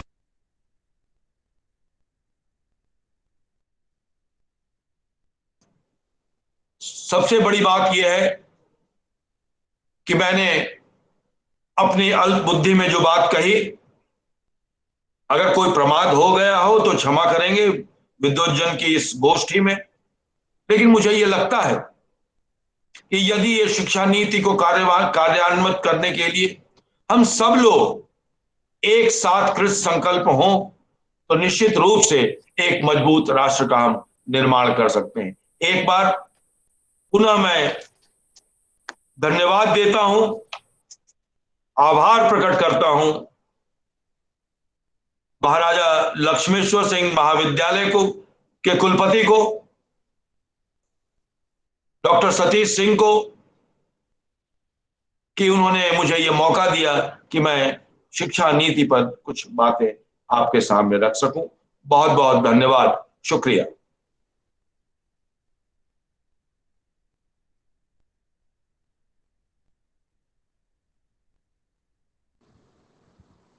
बहुत बहुत धन्यवाद सर।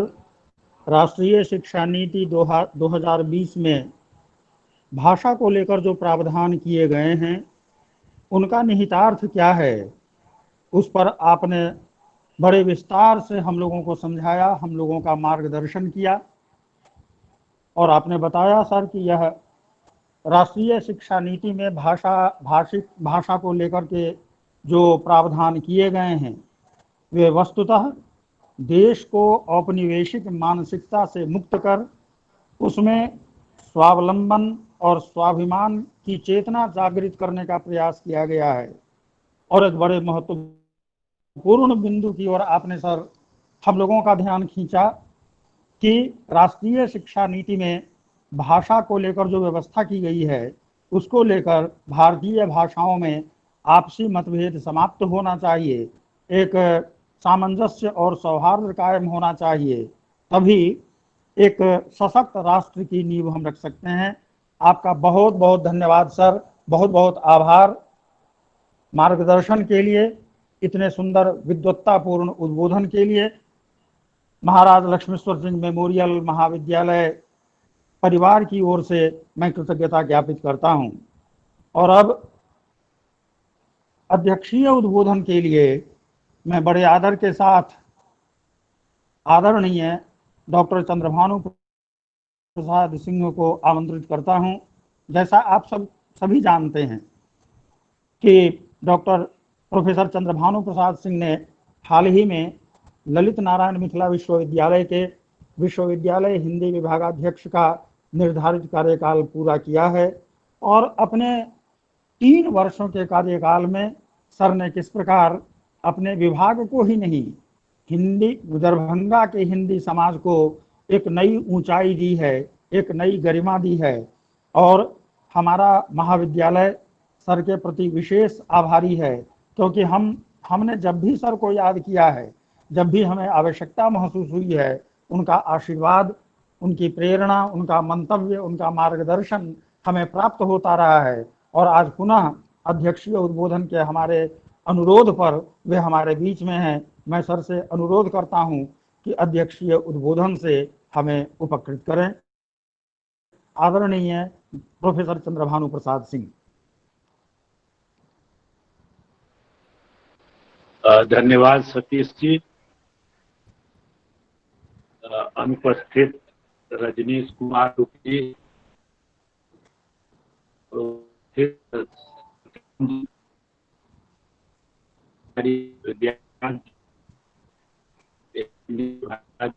अमरकांत कुंवर जी और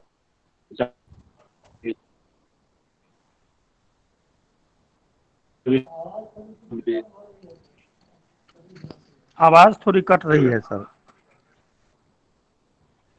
जी। अच्छा फिर देखें, क्या अभी भी आवाज कट रही ठीक है सर? नहीं, अब ठीक रहे सर, अब ठीक है सर। अच्छा, तो आप सतीश जी हो जाएगी।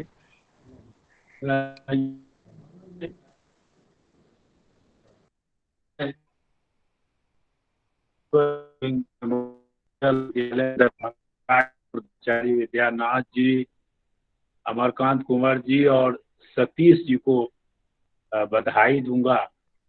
एक महत्वपूर्ण विषय पर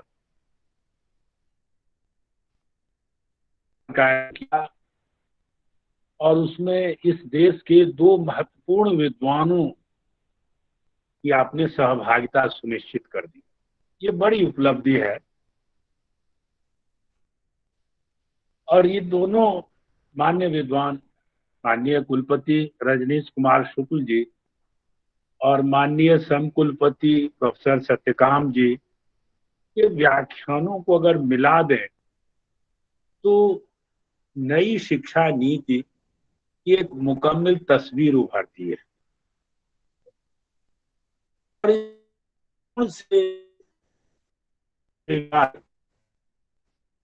चुका हो कुमार महाराज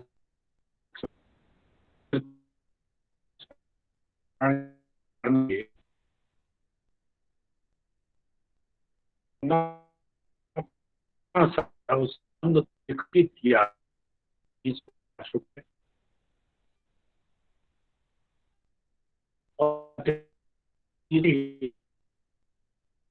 इन दोनों की उपस्थिति से एकदम महत्वपूर्ण। प्रोफेसर रजनीश शुक्ल ने ऐतिहासिक परिप्रेक्ष्य में शिक्षा नीति की चर्चा की।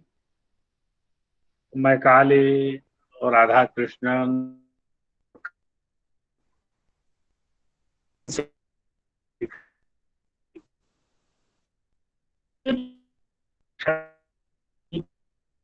उसके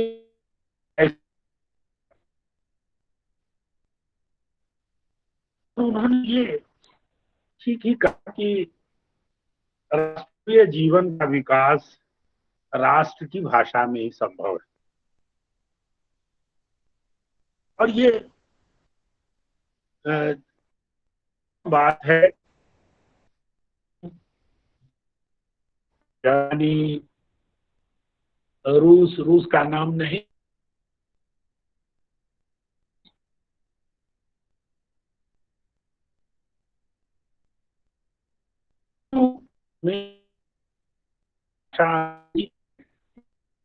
है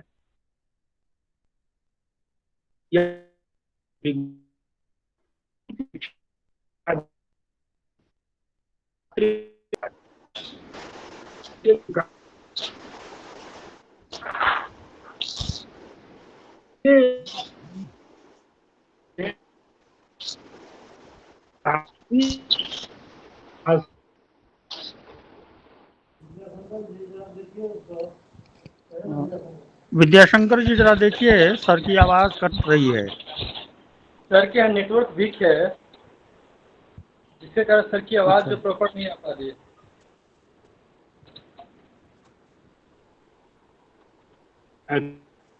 आवाज कट, सर आपके यहाँ नेटवर्क वीक है, जिसके कारण हम लोग सर आवाज कट रही है, थोड़ा ध्यान दीजिए। क्या करें फिर? विद्या जी बताइए, आवाज कट रही है तो क्या करें? अब आ रही है सर। आ रही है। सर अच्छा, तो ये महत्वपूर्ण बात प्रोफेसर शुक्ल ने कही कि भारत में बहुभाषिकता का विकास हो, और यह भी सही कहा कि ये स्वाभिमान पूर्ण जीवन जीने की शिक्षा नीति, कि अपनी भाषा में आदमी सोचे और मूल्यबोध विकसित हो उसमें, ये महत्वपूर्ण आयाम है नई शिक्षा नीति का।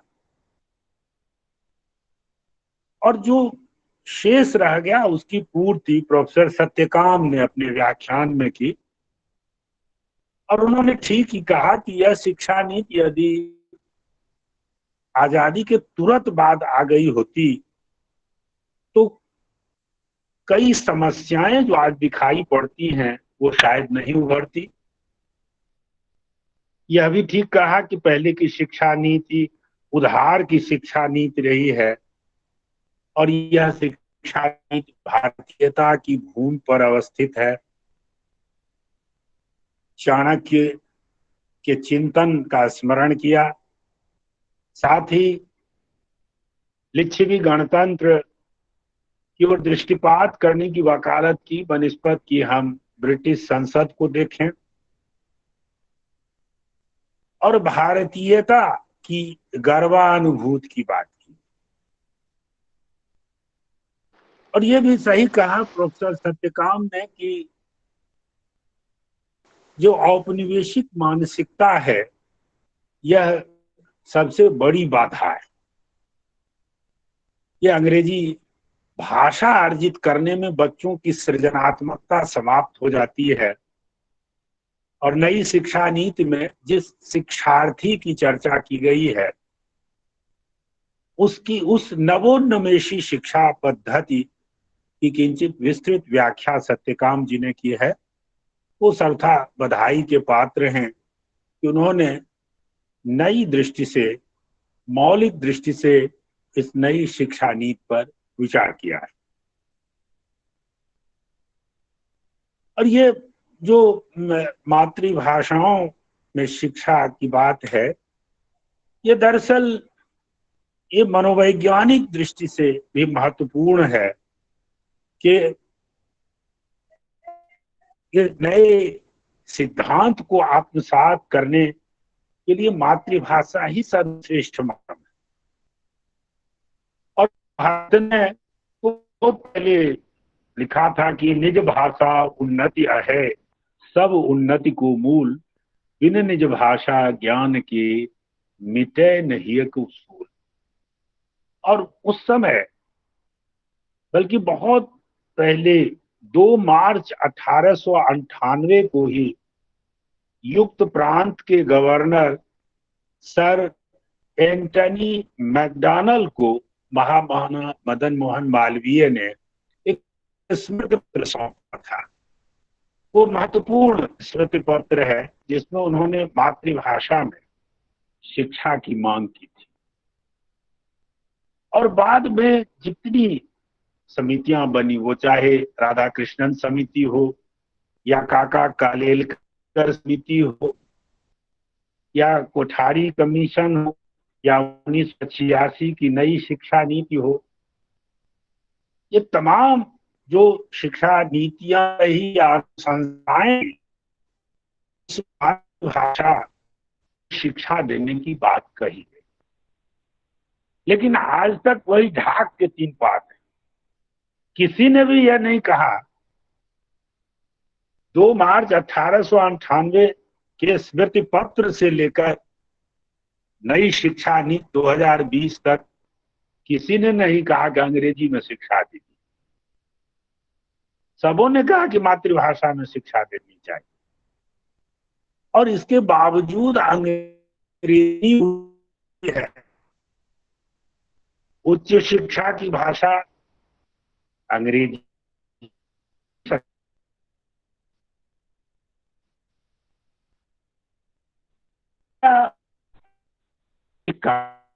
तो मानसिकता है, और उससे बड़ा कारण राजनीतिक इच्छा शक्ति की कमी। अब याद करें इंग्लैंड के इतिहास को। इंग्लैंड में 1650 ईस्वी तक शिक्षा की भाषा लैटिन थी, कानून की भाषा फ्रेंच थी।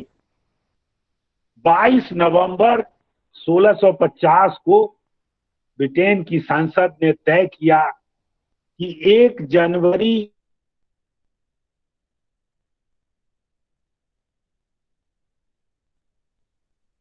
इस दिनों के बाद यह निर्णय लागू किया गया। मात्र 38 दिनों में सारी तैयारियां कर ली गई, लेकिन हम ऐसा नहीं कर पा रहे।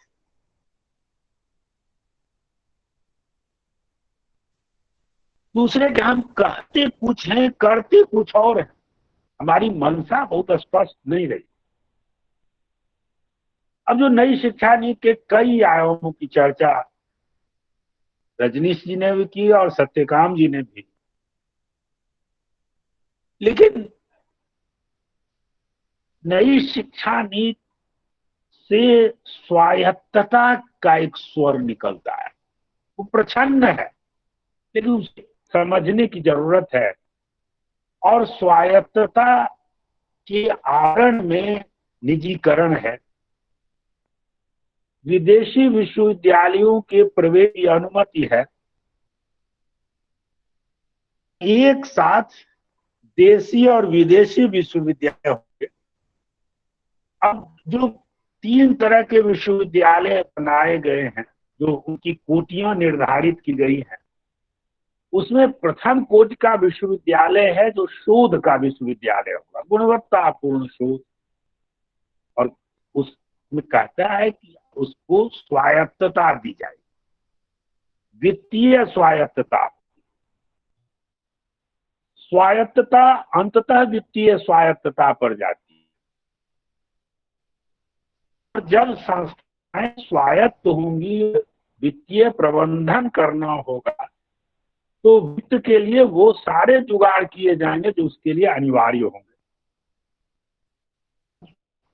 एक साथ पब्लिक स्कूल और सरकारी स्कूल, एक साथ देशी विश्वविद्यालय, निजी विश्वविद्यालय और विदेशी विश्वविद्यालय, और उनसे आप अपेक्षा करें कि वो आपकी मातृभाषाओं में शिक्षा देंगे, थोड़ा संदेह होता है। यह कानून बने कि नहीं यहाँ की भाषा में ही शिक्षा अनिवार्य है, तब एक बात। अभी अनुशंसा है, और सरकार पिछली तमाम अनुशंसाओं को के इतिहास देखें तो सरकार उन्हीं अनुशंसाओं पर कानून बनाती है जो उनके मनोनुकूल होते हैं। ये बड़ा संकट है। जब तक ये स्पष्ट नहीं होगा कि निजी और सरकारी देशी के विश्वविद्यालयों में अनिवार्य रूप से शिक्षा मातृभाषा में दी जाएगी, या जब तक वैधानिक रूप से इसकी बाध्यता नहीं होगी, तब तक अनुशंसाओं से कुछ नहीं होगा। अभी केवल अनुशंसा हुई, बात बहुत स्पष्ट होनी चाहिए। ये केवल अनुशंसाएं हैं। कानून बनाएगी तब इन अनुशंसाओं पर कि उसमें कुछ पोर्शन के लिए बढ़े। बेहतर तो यह हो कि समग्रता में बने और 2020 की संपूर्णता लागू हो, इसके लिए विधायी प्रावधान किए जाए और यह राजनीतिक इच्छा शक्ति से संभव है, ये होना चाहिए। इसलिए मित्रों, जैसा कि मैंने कहा और हमारे दोनों मान्य वक्ताओं ने भी कहा, मातृभाषा में ही शिक्षा दी जानी चाहिए, इसमें दो राय नहीं है। पर मैंने जैसा कि नम्र निवेदन किया कि इसके लिए विधायी प्रावधान होना चाहिए। हम अनुशंसा पर बहस कर रह जाएं कि इसका कोई वैधानिक अस्तित्व तो नहीं है, केवल अनुशंसाएं। जब कानून नहीं सरकार बनाती है तब तक इन अनुशंसाओं का कोई मतलब नहीं। कानून बने, भाषाओं में, मातृभाषाओं में शिक्षा अनिवार्य रूप से दी जाए और तब मेरा विश्वास है, जैसा सत्य ने कहा है कि मौलिक लाभ होगी देश। मित्रों, जो मेरे लिए आवश्यक था समाप्त होना भी चाहता है और अध्यक्षीय उद्बोधन होना नहीं चाहिए, क्योंकि लोग तब तक चुका है कि और थकाऊं। बहुत बहुत धन्यवाद दोनों वक्ताओं को, विशेष रूप से माननीय कुलपति प्रोफेसर रजनीश कुमार जैन जी और सर सत्यकाम जी, दो बहुत विद्वत्तापूर्ण ढंग से नई शिक्षा नीति के भाषिक आयाम के साथ साथ जो अवान्तर प्रसंग हैं उससे जुड़े हुए उनको भी अपने व्याख्यान में उल्लेखित किया। महाविद्यालय परिवार प्रधानाचार्य महोदय अमरकांत कुंवर जी, सतीश जी और हिंदी के तमाम दूसरे साथी भी के पात्र, तो उन्होंने इतने अच्छे विषय पर वेबिनार का आयोजन किया और उस वेबिनार में मुझे शिरकत करने का मौका दिया। इसलिए बहुत धन्यवाद।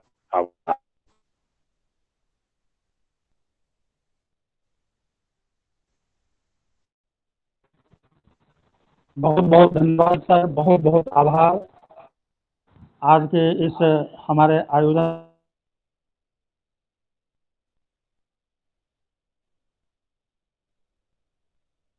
पूर्ण विचारों से हमें लाभान्वित होने का दुर्लभ अवसर दिया।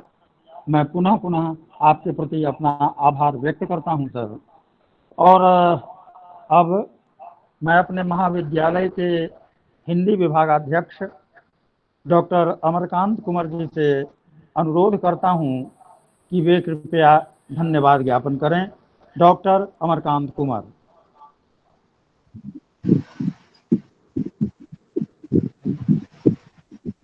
राष्ट्रीय शिक्षा नीति 2020 की भाषिक अवधारणा विषयक आज के इस राष्ट्रीय वेब संगोष्ठी की अध्यक्षता कर रहे विश्वविद्यालय हिंदी विभाग ललित नारायण मिथिला विश्वविद्यालय के पूर्व अध्यक्ष एवं प्रोफेसर आदरणीय चंद्रभानु प्रसाद सिंह जी अपनी अत्यंत प्रभावशालिनी वक्तृता के धनी और राष्ट्रीय अंतर्राष्ट्रीय ख्याति प्राप्त वक्ता तथा आज की वेब संगोष्ठी के मुख्य अतिथि प्रोफेसर रजनीश कुमार शुक्ल जी, जो किसी कारणवश शुक्ल जी माननीय कुलपति महात्मा गांधी अंतर्राष्ट्रीय विश्वविद्यालय गांधी हिल्स वर्धा, जो अभी किसी कारण बस इस गोष्ठी से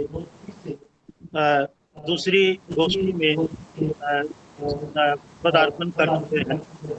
इस वेब संगोष्ठी के आदरणीय वक्ता और की नोट्स से हमें आप्यायित करने वाले समकुलपति इग्नू नई दिल्ली के प्रोफेसर सत्यकाम जी, इस देव संगोष्ठी के स्वागताध्यक्ष आदरणीय प्रधानाचार्य महाराज लक्ष्मीश्वर सिंह मेमोरियल महाविद्यालय दरभंगा के प्रोफेसर विद्यानाथ झा जी, हमारे सभी प्रतिभागी बंधुओं, देव संगोष्ठी की आयोजन समिति के सदस्य और हमारे विभागीय डॉक्टर तीर्थनाथ मिश्र, डॉक्टर कैलाशनाथ मिश्र और डॉक्टर रामचंद्र सिंह जी तथा इस देव संगोष्ठी के कुशल सफल संचालक और संयोजक डॉक्टर सतीश कुमार सिंह जी तथा समस्त प्रतिभागी बंधुओं एवं मीडिया के कर्मियों, विगत 2-3 सप्ताहों से देश में एक हलचल और उत्सव का माहौल रहा है। लगातार देश के, समाज के, शिक्षक संस्थानों के, विश्वविद्यालयों के बुद्धिजीवी वर्ग से लेकर आम जनता तक इस विमर्श में व्यस्त दिखे हैं कि देश की नई शिक्षा नीति 2020 हमारे लिए क्या लेकर आया है। इस संबंध में आप सबने हमारे विद्वान और राष्ट्रीय अंतर्राष्ट्रीय ख्याति प्राप्त वक्ताओं के विचार सुने और हमने देखा कि यह शिक्षा नीति हमारे लिए निश्चित रूप से हमारी मातृभाषा, हमारी क्षेत्रीय भाषा और हमारी राष्ट्र भाषा के लिए अनुपम भेंट लेकर के आई, लेकिन यह हम सबके दृढ़ संकल्प और क्रियान्वयन पर निर्भर करता है कि यह हमारे देश में किस तरह से लागू हो सकेगा। तकरीबन 2 से 3 लाख मंतव्यों और विचारों को संकलित करने के बाद यह शिक्षा नीति तैयार हुई और हमारे सामने जिस रूप में अभी विमर्श में आपने सुना उपस्थित है।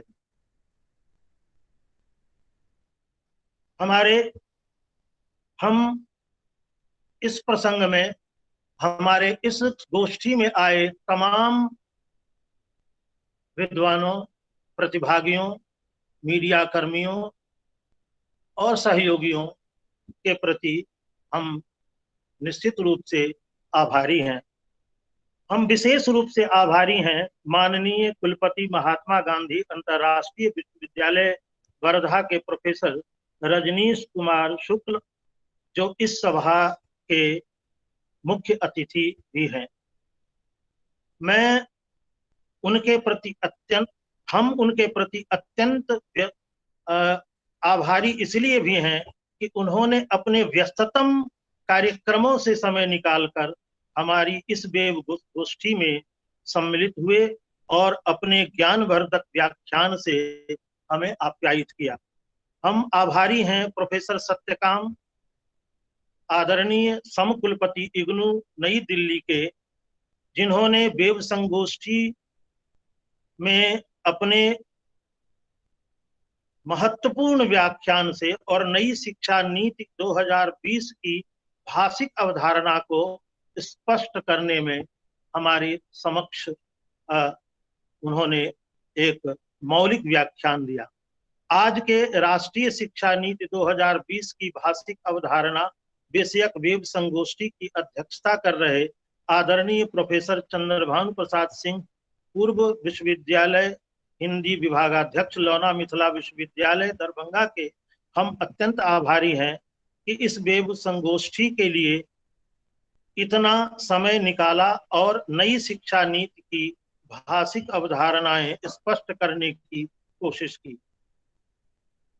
हम आभारी हैं अपने प्रधानाचार्य प्रोफेसर विद्यानाथ जी के, जिन्होंने न केवल हमारा उत्साह वर्धन किया बल्कि वेब संगोष्ठी के वे सूत्रधार, कर्ता धर्ता हैं। वे हमारी प्रेरणा है, अभिभावक हैं, शिक्षाविद और पर्यावरणविद हैं। हुए मैं आभारी हूं देव संगोष्ठी से जुड़कर हमारा उत्साह वर्धन करने वाले समस्त गुरुजनों, सीनियरों, मित्रों का, जिन्होंने कृपा, प्रेम और जिज्ञासा बस हमारे लिए इतना समय निकाला। प्रतिभागिता कर रहे उन समस्त प्रतिभागियों के प्रति हम आभार व्यक्त करते हैं, जिन्होंने जिज्ञासा, धैर्य से राष्ट्रीय शिक्षा नीति 2020 की भाषिक अवधारणा में विद्वानों के दुर्लभ व्याख्यान सुने और शिक्षा नीति 2020 को समझने की कोशिश की। इस वेब संगोष्ठी के आयोजन समिति के सभी सदस्यों के प्रति आभार व्यक्त करते हैं। संयोजन में उनका योगदान भुलाया नहीं जा सकता। राष्ट्रीय शिक्षा नीति 2020 की भाषिक अवधारणा के संयोजक और वेब संगोष्ठी का संचालन कर रहे डॉक्टर सतीश कुमार सिंह, सह प्राध्यापक हिंदी विभाग, महाराज लक्ष्मीश्वर सिंह मेमोरियल महाविद्यालय का विशेष आभारी हैं हम कि इस सफल संयोजन के पीछे उनकी कड़ी मेहनत, सूझ, समझदारी रही है। परोक्ष अथवा प्रत्यक्ष रूप से महाविद्यालय के उन समस्त शिक्षकों, कर्मचारियों के प्रति हम आभारी हैं, जिन्होंने इसमें महत्वपूर्ण योगदान और विचार दिए। मैं मीडिया कर्मियों के प्रति आभारी हूं, जिन्होंने इस वेब संगोष्ठी को अपना समर्थन और आश्वासन सुनकर या और किसी माध्यम से हमें प्रदान किया है।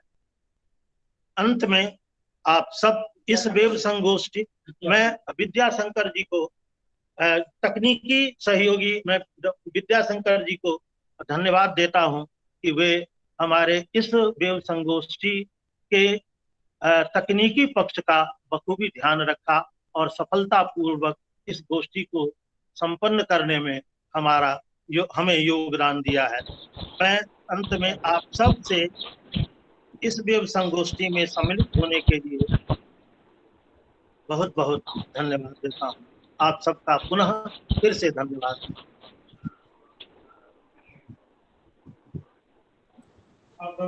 अब माननीय अध्यक्ष महोदय की अनुमति से आज की इस वेब संगोष्ठी के समापन की घोषणा की जाती है।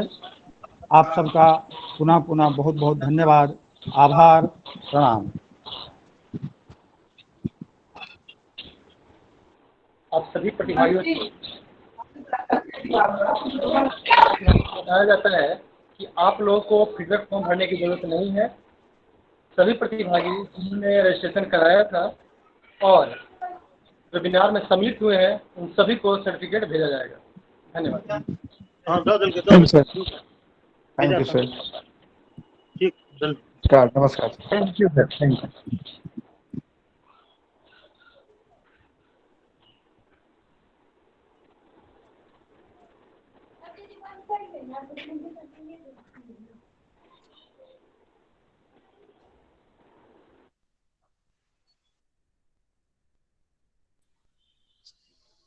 धन्यवाद सर।